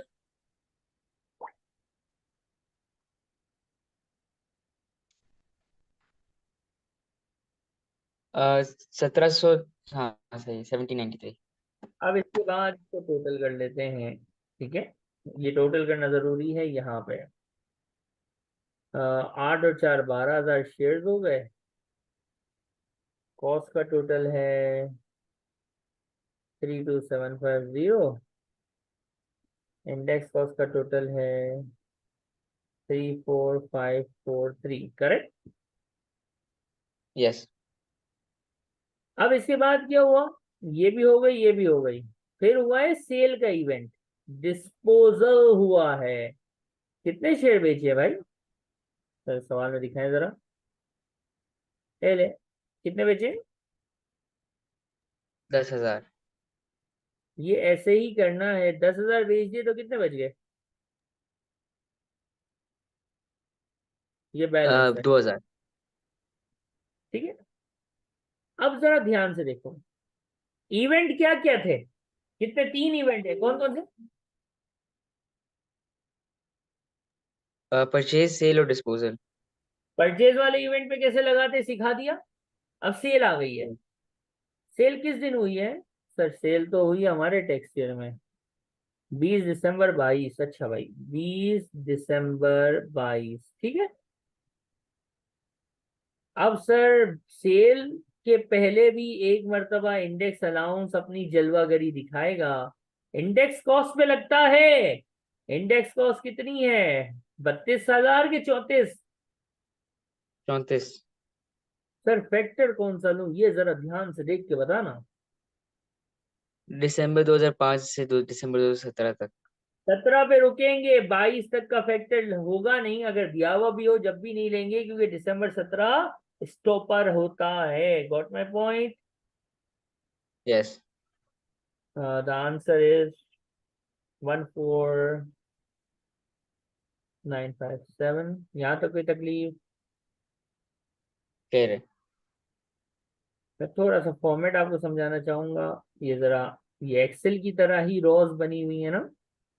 10,000 share बेचे हैं, तो ये बैलेंस इस रॉ में आया, ठीक है। नीचे 2,000 बैलेंस शेयर्स बच गए, ठीक है। अमाउंट का बैलेंस बताइएगा जरा।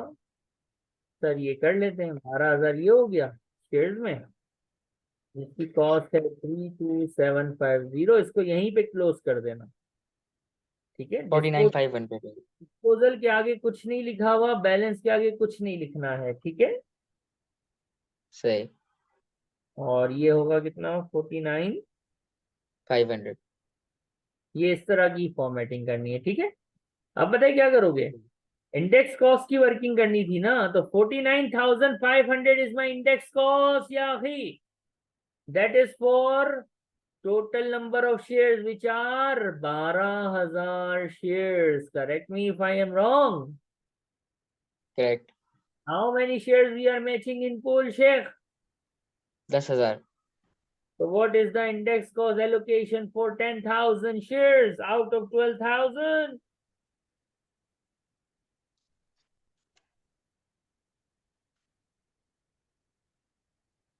41,250। 41,250। डिस्पोजल प्रोसीड कितना था, 70,000। 70,000। तो होए चार्जेबल गेन आया 28,750। चेक कर लेना, कोई तकलीफ है तो बताना, वरना कॉपी कीजिएगा। ये शेयर्स का किस तरह से पूल बनता है, हमने आपको सिखाने की कोशिश की है।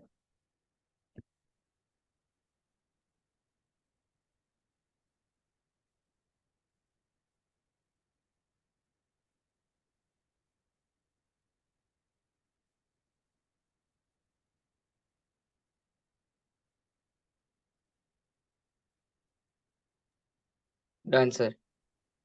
ओके।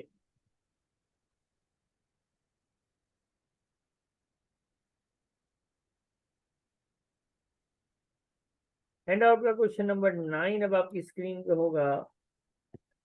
इस क्वेश्चन को पढ़ के बताना इसमें क्या हो रहा है।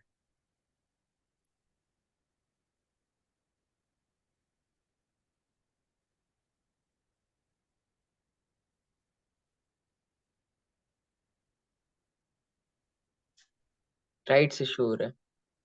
मैचिंग बनाता हूं मैं, मैचिंग ऑर्डर, तो मुझे दिख गया कि सबका सब पूल में मैच होना है, क्योंकि कोई शॉपिंग जो है, आप पढ़ो क्वेश्चन, ये पैराग्राफ फॉर्म में है। 3000 शेयर्स खरीदे थे जून 2002 में, सेम डे या प्रीवियस 9 डेज में नहीं है। और इसके बाद राइट भी जो है वो दिसंबर 2009 में है। No, nothing, everything is in pool. तो पूल में कैसे होता है सर? डिस्पोजल प्रोसीड आप लेते हैं, 2600 शेयर्स बेचे हैं, सबका सब पूल में है, तो ये पूरा आ गया।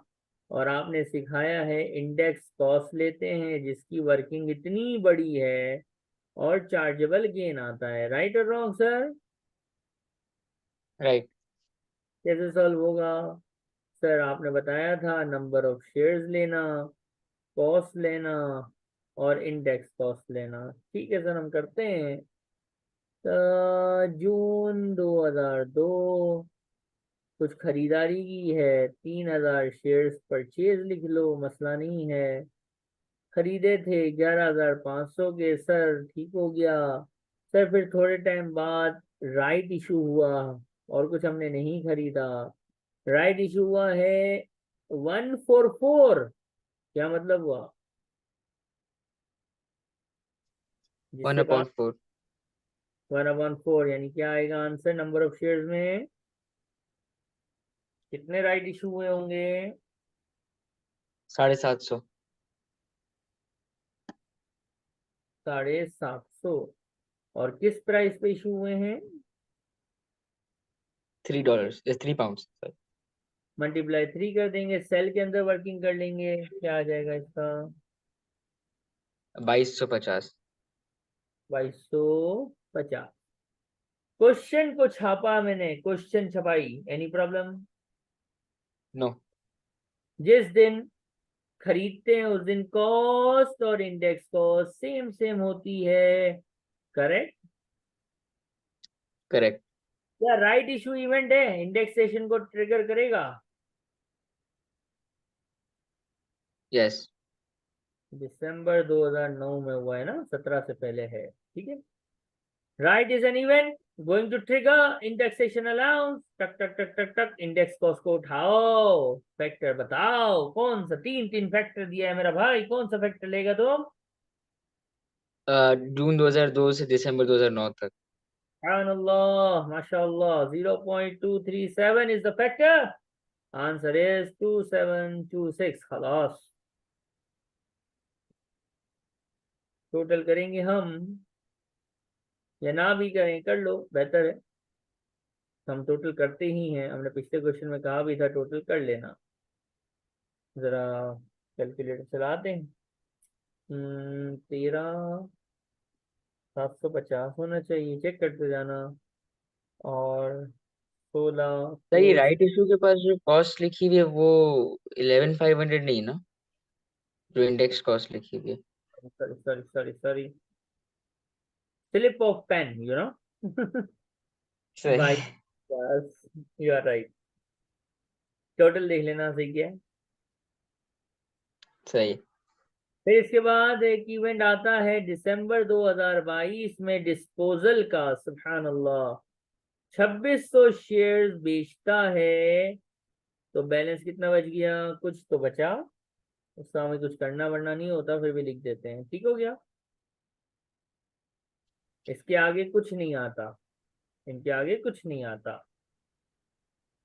डिस्पोजल से पहले क्या करते हैं? इंडेक्सेशन फिर करते हैं। किस पे करते हैं सर? इंडेक्स कॉस्ट पे ही करते हैं। शेयर्स है रेट बेटा, फैक्टर कौन सा, केड़ा फैक्टर लेगा मेरा भाई? दिसंबर 2009 से दिसंबर 2017। कौन सा? 0. 276। Answer is,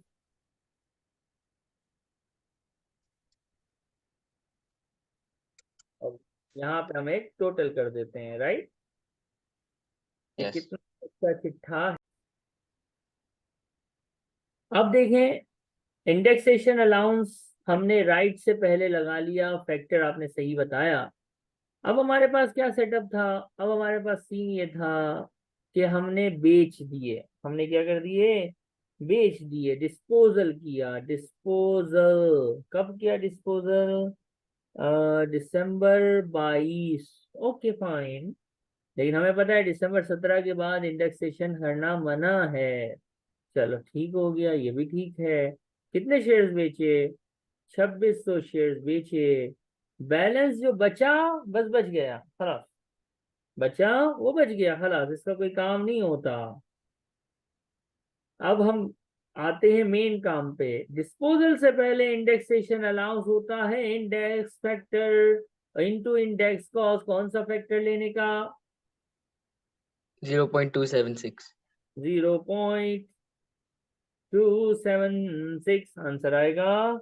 4547। एक अदर टोटल करेंगे 3750 शेयर्स हैं, जिसकी कॉस्ट ये है। Main concern is index cost which is coming how much? 21023। Check कर लेना। 21023 is the index cost of 3750 shares, जिसमें से हमने बेचे हैं सिर्फ फकत ओनली 2600 शेयर्स। एलोकेशन हो गई कितनी? 14,576। 14,576। 14576, giving me a result of chargeable gain of वाहिद खम्सा अरबा इतनेन अरबा, यानी in English 15,424। Correct? Yes. Copy कीजिएगा। कोई सवाल है तो बताइएगा। हमने मैचिंग ऑर्डर सीखा। मैचिंग ऑर्डर के बाद इंडेक्सेशन कैसे होती है नॉर्मल सिनेरियो में। अगर अगली खरीदारी हो तो क्या होगा? बेचने से पहले लगता है, कैसे लगेगा? राइट इशू को भी हमने देख लिया। हमने पढ़ा इवेंट 3 है बस। अगली खरीदारी, अगला राइट शेयर या अगला डिस्पोजल प्रोसीड, ओनली 3, फकत 3, ओनली 3। अगली खरीदारी, अगला राइट शेयर और अगले में बेचना। इसके अलावा कोई भी चीज जो है वो इवेंट नहीं हो सकती। Got my point? Yes. Okay, how much you got we will check in the next question इंशाल्लाह। क्वेश्चन 9 करने के बाद मैं आपको ले जाऊंगा क्वेश्चन 8 पे ऑफ द हैंड आउट है। सर क्या सीक्वेंस है? तो मेरा हैंड आउट मेरी मर्जी। करेक्ट? यस। ये कॉपी हो जाए तो हो गया बताइए। सर। हो गया? चलो भाई, हम्म। Question number 8 Spencer. सुभानअल्लाह, इसको पढ़िए।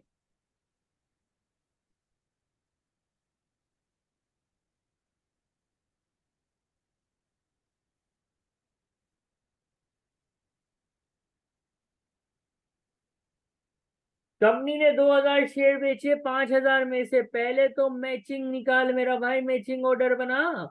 मैचिंग ऑर्डर साई कैसे बनेगा? सर 2000 शेयर बेचा है, कोई सेम डे में मैच नहीं हो रहा है। एक ही खरीदारी है, सेम डे में कुछ भी नहीं है, प्रीवियस 9 डेज में कुछ भी नहीं है, तो सबका सब पूल में मैच होगा। और ये दिसंबर 17 से पुराना है तो इंडेक्सेशन भी होगी। सर डिस्पोजल प्रोसीड ले लो अच्छे बच्चों की तरह। अच्छे बच्चों की तरह इंडेक्स कॉस्ट उठाओ, इसके साथ लिखो वर्किंग। 2000 शेयर बेचे हैं कितने के? 15,400 का। कॉस्ट, इंडेक्स कॉस्ट निकालेंगे, चार्जेबल गेन एंड कहानी खलास। फॉर्मूला है number of shares, cost and index cost. Am I right? Yes. में 2000 में बकरी वाला में सही है। 4000 शेयर, 7000 कॉस्ट। जिस दिन खरीदते हैं उस दिन कॉस्ट और इंडेक्स कॉस्ट सेम होती है। पछे क्या हुआ?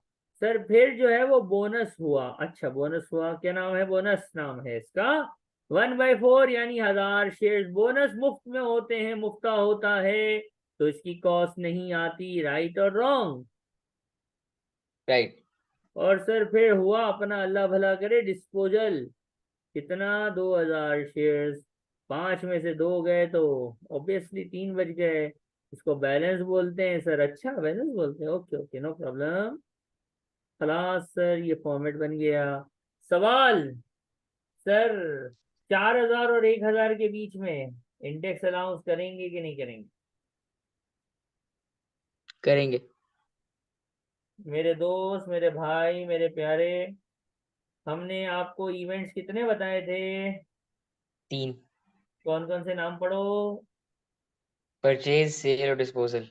क्या वो purchase sale purchase sale right or disposal. Sale and disposal is same thing.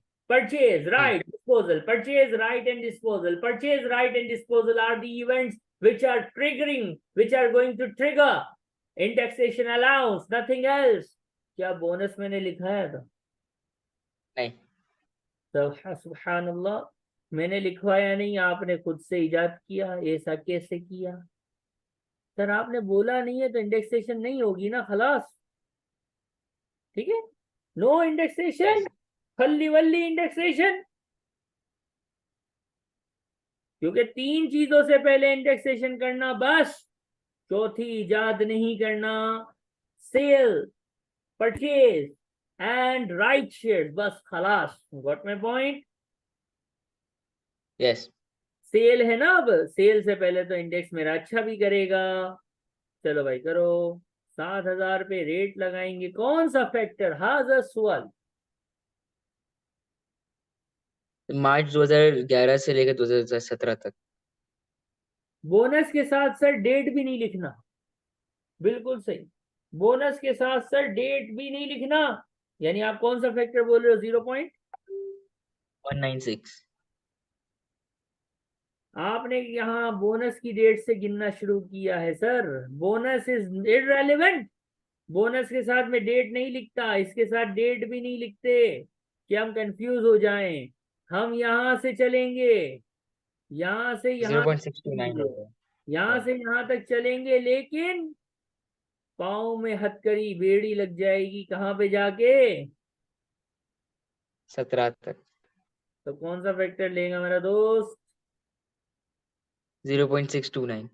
ये याद रखने वाली बात है कि bonus is irrelevant for anything about indexation allowance. ना बोनस से पहले इंडेक्सेशन अलाउंस आएगा, ना बोनस की डेट को कभी हम पढ़ेंगे। तो बोनस की डेट नहीं पड़ी तो मई 20 से लेके सितंबर 22 तक की रेंज है। लेकिन सितंबर 22 हराम अलैक, दिसंबर 17 पे रुकना लाजिम है। रुक गए, फैक्टर उठाया, मल्टीप्लाई मारा, आंसर कुछ आया। 4403 आएगा, चेक करना। और क्लोजिंग हो गई, उसमें कोई तकलीफ? 11,403, 5,000 शेयर्स की इंडेक्स कॉस्ट है, और मैंने कितने बेचे हैं? सिर्फ 2,000। तो क्या आंसर आ गया? 4561। 4561, 4,561 रुपया, pound, 4,561 pounds only. The answer is 10839, which is my chargeable gain. Companies का सर शेयर्स खत्म होता है, अब कंपनीज के शेयर्स का take over and merger start होगा। इसको लिखिएगा please.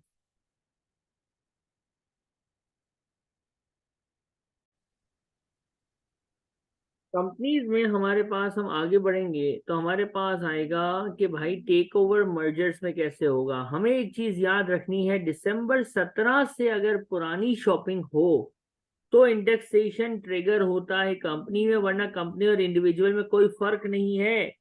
M I right? There is no difference in TGT for companies and individual. अगर कंपनी ने परचेजिंग दिसंबर 17 के बाद की है, अगर कंपनी ने दिसंबर 17 से पहले शॉपिंग की है, तो इंडेक्सेशन ट्रिगर होगा। और इंडेक्सेशन का फार्मूला आपको पता है। अब इंडेक्सेशन दिसंबर 17 तक होती है, इसके बाद नहीं होती। ये सारी बातें हम पढ़ चुके, हम कर चुके। अब टेक ओवर और मर्जर पे सर इसको लाएं, कैसे होगा? आपने क्वेश्चन रीड किया, मेजर है, उसने, मेजर बंदा नहीं है, मेजर लिमिटेड है, यानी ये कंपनी का केस हो गया। मेजर लिमिटेड ने 2,000 शेयर्स बिलू में खरीदे थे। जबरदस्त, एक कंपनी ने दूसरी कंपनी के शेयर्स खरीदे थे, बिलू रेड बन गई। बिलू क्या बन गई? रेड। आपने इंडिविजुअल में देखा होगा, ऐसे ही हमने क्वेश्चंस किए हैं, और इंडिविजुअल आई होप आपको याद भी होगा, नहीं है तो फिर मसला है। ठीक है, अब क्या कहता है भाई? बिलू बन गई रेड, जबरदस्त। और जब रेड बनी तो जो मेजर था उसको 2 ऑर्डिनरी शेयर मिले और 1 प्रेफरेंस शेयर मिला, बेहतरीन। और टेक ओवर के बाद जो शेयर्स की वैल्यू चल रही थी रैट की, वो 2 रुपये और 1 रुपया चल रही थी। मेजर अंकल ने क्या किया, मेजर चाचा ने डिस्पोजल कर दिया, डिस्पोजल प्रोसीड किया। कब किया, ऑब्वियसली हमारे ईयर एंड पे किया होगा, कंपनी है टैक्स नहीं बोलेंगे, ईयर एंड बोलेंगे। जब भी किया इसने किया तो डिस्पोजल ना हमारे ईयर एंड में किया है। क्या बेचा सर, ऑर्डिनरी शेयर बेचा। कितना बेचा सर, ऑल बोले तो सारे का सारा, बेहतरीन, सब का सब बेच दिया, बहुत अच्छे। कितने में बेचा सर, पैसा आया है 8,000। 8,000। सर ये शेयर्स हैं, आपने पढ़ाया है हमें कि शेयर्स के केस में इंडेक्स कॉस्ट लेते हैं अगर दिसंबर 17 से पुरानी चीज हो तो, वरना कॉस्ट ही ले रहे होते हैं। तो इंडेक्स कॉस्ट निकालनी पड़ेगी और आ जाएगा चार्जेबल गेन, और ये कंपनी है तो ये चार्जेबल गेन टीटीबी के फॉर्मेट में जाएगा, खलास। ये आंसर है, इसके लिए वर्किंग है इंडेक्स कॉस्ट की वर्किंग। और इंडेक्स कॉस्ट की वर्किंग कैसे होगी, इससे कुछ स्टेप्स हैं, आपने स्टेप्स याद रखने हैं, आपका काम आसान हो जाएगा। आपने करना क्या पता है, आपने इंडेक्सेशन अलाउंस निकालना है सबसे पहले before take over. Take over से पहले इंडेक्सेशन अलाउंस निकलेगा, कैसे ये छोड़ दो। फिर आपने एलोकेशन करनी है, क्या होती है एलोकेशन मैं खुद करके दिखाऊंगा। और एलोकेशन सेम लाइक इंडिविजुअल होती है कि मार्केट वैल्यू के हिसाब से हम वैल्यू को बांट रहे होते हैं, दोबारा रिकॉल भी हो जाएगी, याद आ जाएगी। और फिर स्टेप 3 में जो टाइप ऑफ शेयर्स बेचे है ना,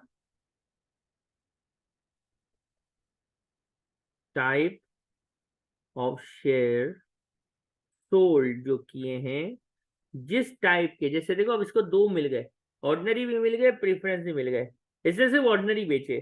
तो जिस टाइप ऑफ शेयर्स को बेचा है ना, उसके लिए आपने क्या करना है, उसके लिए आपने इंडेक्सेशन अलाउंस लगाना है बिफोर सेल, क्योंकि आपको पता है ना सेल इज एन इवेंट, और सेल से पहले क्या लगाना होता है, इंडेक्सेशन अलाउंस। बात समझ आ रही है।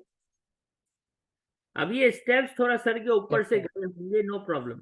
अब ये स्टेप्स मैंने सिखाने हैं, या स्टेप्स कोई बुक में नहीं है, ये स्टेप्स मैं इसलिए लिखता हूं कि लड़कों को, बच्चों को ये याद रहे कि जब भी हमारे पास टेक ओवर मर्जर का सवाल आएगा तो हमने ये 3 स्टेप्स फॉलो करके इंडेक्स कॉस्ट कैलकुलेट करनी है, वरना भूल जाएंगे हम लोग, इसलिए मैंने ये स्टेप बना दिए।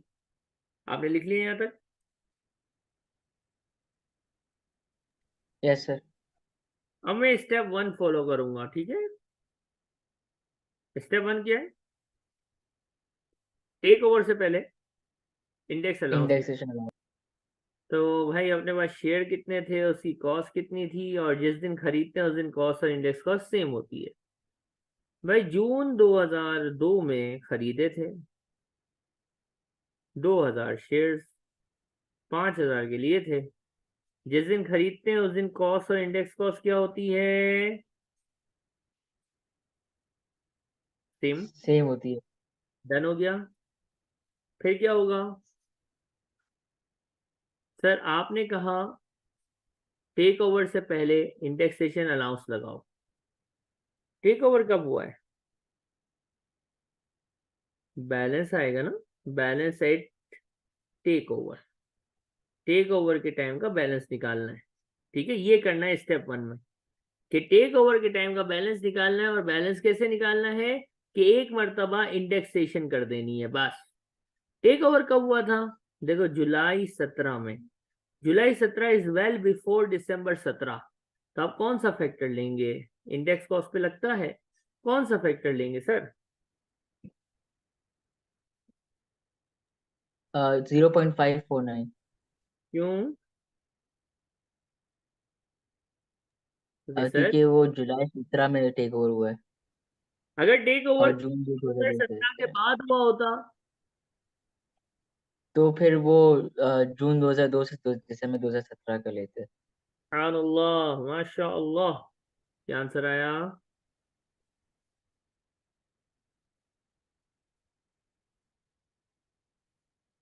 चेक करना। सही है। ये मैंने टोटलिंग कर दी और ये मेरा स्टेप 1 पूरा हो गया। यहाँ तक कोई तकलीफ है बेटा? क्लियर है। अब स्टेप 2 पता है क्या करना है? स्टेप 2 करना ये है एलोकेशन, ये इंडेक्स कॉस्ट को उठाना है और स्टेप 2 पे करनी है एलोकेशन।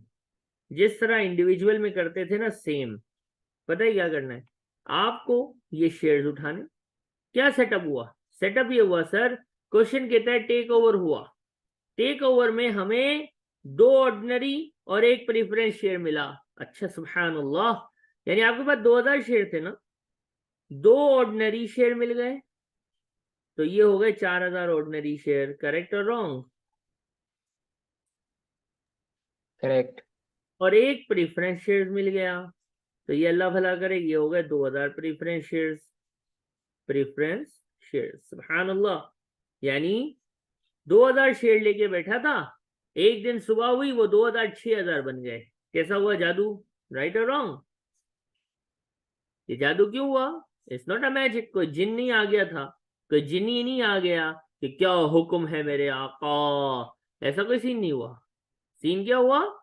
वो कंपनी टेक ओवर हो गई और नई कंपनी ने पुराने शेयर होल्डर को बोला, मेरे बच्चों ये लो, लो बांटो। उसने बांटना शुरू किया, आपने लेना शुरू किया। 2 रुपए उसकी वैल्यू थी, 1 रुपया इसकी वैल्यू थी। मार्केट वैल्यू हमेशा गिवन होती है, राइट? तो मेरे भाई, जो 5000 कॉस्ट यानी 7745 की इंडेक्स कॉस्ट की आइटम थी, अब उसकी वर्थ 8000 पाउंड और 2000 पाउंड मिल मिला के कितनी? 10,000 पाउंड। 10,000। ये क्या है? Total market value. और ये इन दोनों की मार्केट वैल्यू। यही हम इंडिविजुअल में इसी तरह किया करते थे, याद आ रहा है? इंडिविजुअल यस में सर। ये स्टेप नहीं होता था, ये इंडेक्सेशन नहीं होती थी, बस कॉस्ट को उठाते थे, इसको उठाते थे। अब आगे जो कॉस्ट के साथ करते थे, यहाँ पे वो चीज इंडेक्स कॉस्ट के साथ करनी है। क्या करेंगे? हम कहेंगे भाई देखो, 7745 जो है ना, ये मेरी इंडेक्स कॉस्ट है। ये इंडेक्स कॉस्ट मेरे शेयर्स की है, शेयर्स की है। ऑर्डिनरी और प्रेफरेंस तो ये बाद में बने ना, ये तो कॉस्ट है शेयर्स की। पहले शेयर्स थे, और ये भी कौन सी कंपनी के थे? ब्लू लिमिटेड के। अब ये बन गए हैं रेड के। तो कैसे करूं? कैसे क्या करूं? आपको किसकी चाहिए? ऑर्डिनरी शेयर की एलोकेशन चाहिए ना, क्योंकि आपने बेचे कौन से मेरे भाई? क्वेश्चन में लिखा है ना, आपने कौन से शेयर्स बेचे हैं? ऑर्डिनरी। तो ऑर्डिनरी। आपको एलोकेशन भी किसकी करनी है? सिर्फ ऑर्डिनरी की। कैसे करेंगे? मार्केट वैल्यू के हिसाब से। 7745 ये मार्केट वैल्यू है, ये इंडेक्स कॉस्ट है टोटल 10,000 की, जिसमें से ऑर्डिनरी का कंट्रीब्यूशन जो था वो था 8,000। यानी एज पर एनआरवी, यानी allocation as per NRV, process costing, market value के हिसाब से इंडेक्स कॉस्ट को बांट देना। इंडिविजुअल में मार्केट वैल्यू के हिसाब से कॉस्ट को बांटा जाता है, यहाँ पे इंडेक्स कॉस्ट को बांटा जाता है। टोटल मार्केट वैल्यू 10 है, और जो चीज बेचोगे ना, जो डिस्पोज ऑफ करोगे, उसी की आपने जो है वो मार्केट वैल्यू एलोकेट करनी है। जैसे कि हमने ऑर्डिनरी बेचा, तो हम ऑर्डिनरी की एलोकेट करी हमने, कितना आ गई?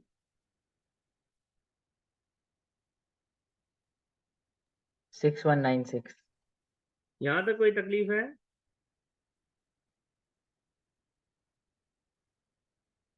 यहां तक एनी क्लियर है। क्वेश्चन? अब ये आ गया। स्टेप 3 क्या था?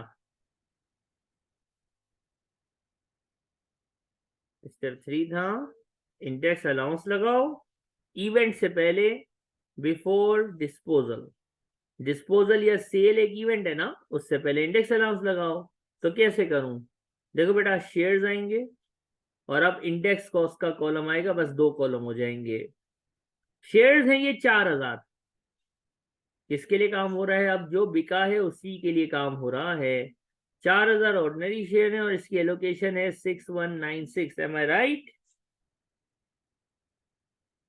ये यस टेक ओवर के टाइम हुआ है, ये टेक ओवर के टाइम हुआ है, यानी जुलाई 17 पे ये हुआ है। राइट? बेचा कब है? राइट बेचा कब है? दिसंबर 22 में। करेक्ट? ऑल करेक्ट बेचा है, ऑल, सब का सब।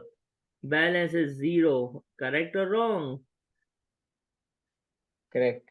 इससे पहले इंडेक्स अलाउंस करना है, 6196 को इंडेक्स फैक्टर देना है। कौन सा फैक्टर देगा मेरा भाई? जुलाई 17 से दिसंबर 17 तक कितना? 0.019। दिसंबर, जुलाई 17 से तो समझ आ रहा है, दिसंबर 22 तक क्यों नहीं लेंगे? क्योंकि दिसंबर 17 डेडलाइन है। उसके आगे बढ़ोगे तो धमाका होगा। ठीक है? और मार्क्स कट जाएंगे। और हमें ये पता है कि यहाँ पे यूं होता है और ये लाइन यहाँ पे क्लोज होती है 6314। यहाँ तक कोई तकलीफ? क्लियर है। ये 6314 सारे के सारे शेयर बेच दिए इसलिए यहाँ आ गई। और चार्जेबल गेन आ गया कितना? 1686। कहानी खलास। एक बात है, यहाँ तक कॉपी कर लो पहले, फिर आपको एक बात बताएंगे, एक बात पूछेंगे आपसे, बताएंगे क्या?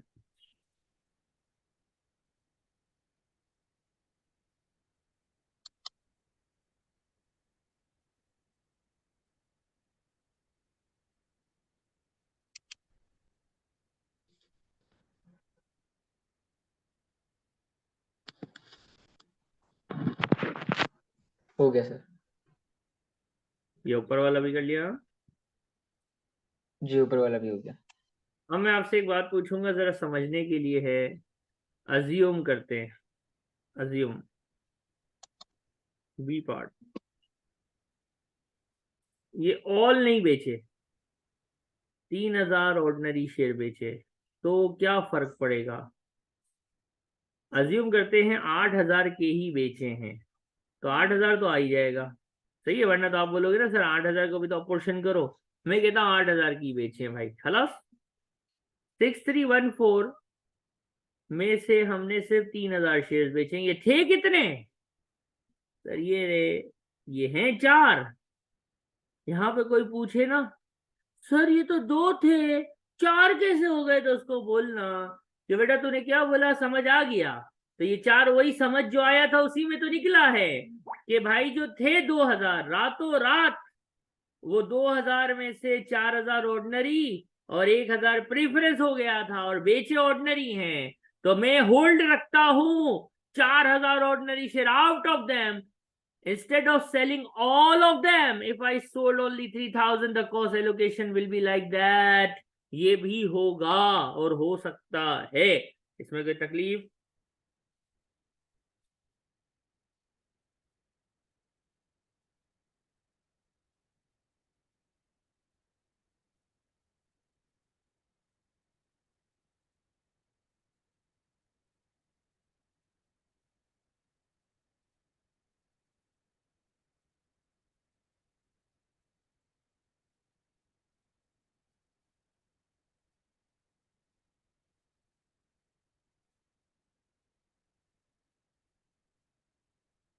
यहाँ तक कॉपी हो जाए तो बताइएगा।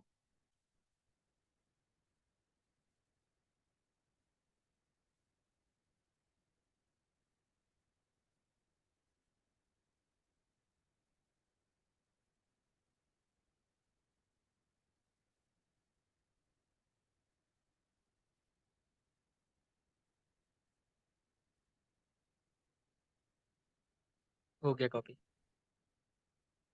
टेक ओवर की कहानी हमने खत्म की है। एक क्वेश्चन आपके सामने आएगा अब। हमने कंपनी का रोल ओवर वगैरह पहले ही डिस्कस कर लिया था।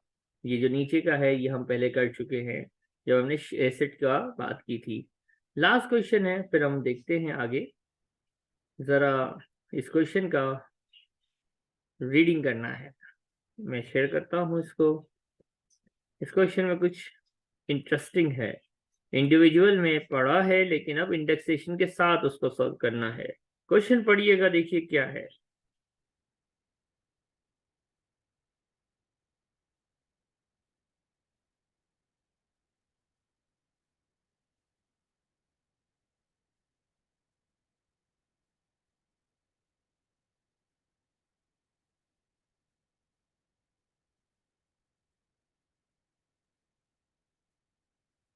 कहता है 2022 during the year and C limited ने सारे के सारे, ऑल, ये बड़ा इंपॉर्टेंट होता है, सोल्ड एंटायर होल्डिंग, यानी हमें आगे नंबर ऑफ शेयर्स को प्रोरेट नहीं करना, जैसे मैंने यहाँ पे आपको बी पार्ट करके दिखाया ना। अगर सारे ना बेचे तो फिर इस तरह से, ये जो आपने बी पार्ट अभी देखा, इस तरह से नंबर ऑफ शेयर्स की अपॉर्चनमेंट होती है।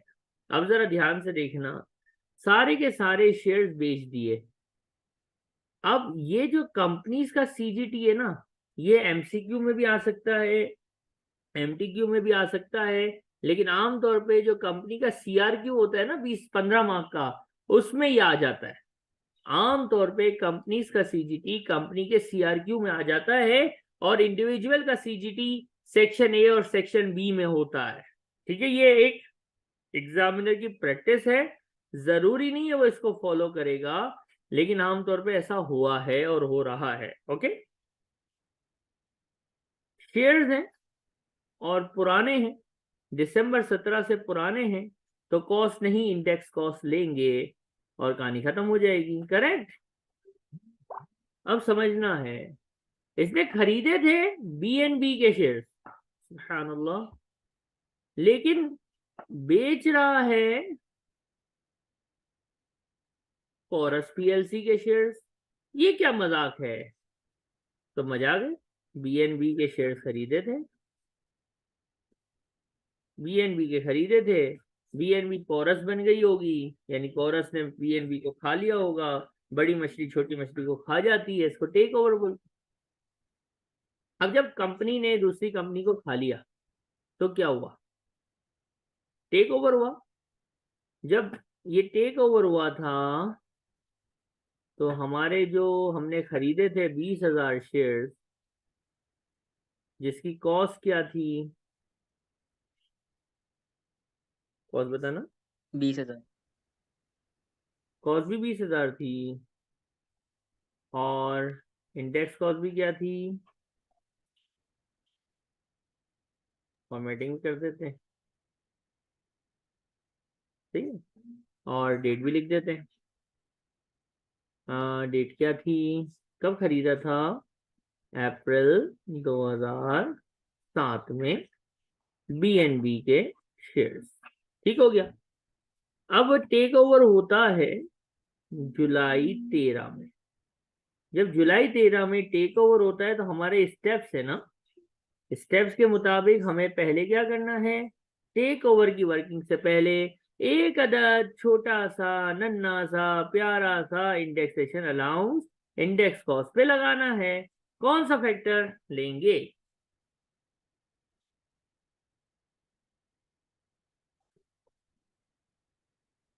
0.354।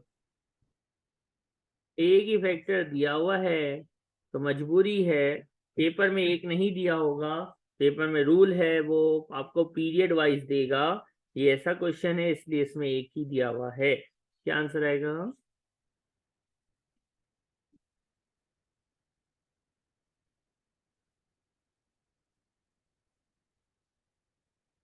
मल्टीप्लाई कीजिए। 7,080।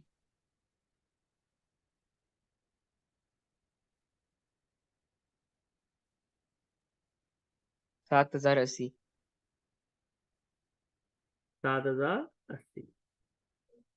27080। करेक्ट। ये स्टेप 1 हो गया। स्टेप 2 क्या था? एलोकेशन। कैसे होगी एलोकेशन?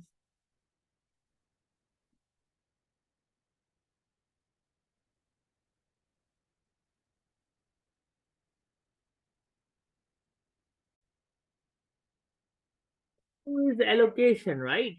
अब एलोकेशन कैसे करूं? जिस तरह से करने का हक है, जिस तरह से हमने सीखी है, एलोकेशन मतलब ये 20,000 थे, रात को सोए 20,000 शेयर्स रख के सोए थे, सुबह उठे तो ये 20,000 शेयर्स थे, सादे शेयर्स थे, उनके नाम बदल गए, ऑर्डिनरी और प्रेफरेंस हो गए। रातों रात बीएनबी टेक ओवर हुई और मेरे को एक ऑर्डिनरी शेयर मिला। एक ऑर्डिनरी शेयर का मतलब है कि 20,000 ऑर्डिनरी शेयर हो गए मेरे पास और 20,000 ही मेरे पास प्रेफरेंस शेयर हो गए। सुभान अल्लाह, रात को सोया था 20,000 शेयर्स रख के, सुबह उठा 40 हो गए। 20,000 का नाम था ऑर्डिनरी शेयर और बाकी 20,000 का नाम था प्रेफरेंस शेयर। मार्केट में जाके वैल्यू निकलवाई तो पता चला ये 1.8 का चल रहा है, ये 0.8 का चल रहा है, टोटल मार्केट वैल्यू पता चल गई कितनी,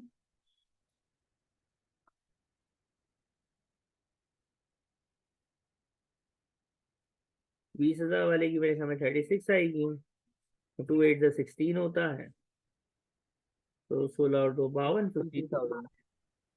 एलोकेशन के बाद स्टेप तलाता, step number 3 what I said कि ये इंडेक्स कॉस्ट है, इसको एलोकेट कर लो। कौन सी चीज बेची थी भाई, क्या बेचा, क्या था, ऑर्डिनरी बेचे प्रेफरेंस बेचे, ऑर्डिनरी बेचे।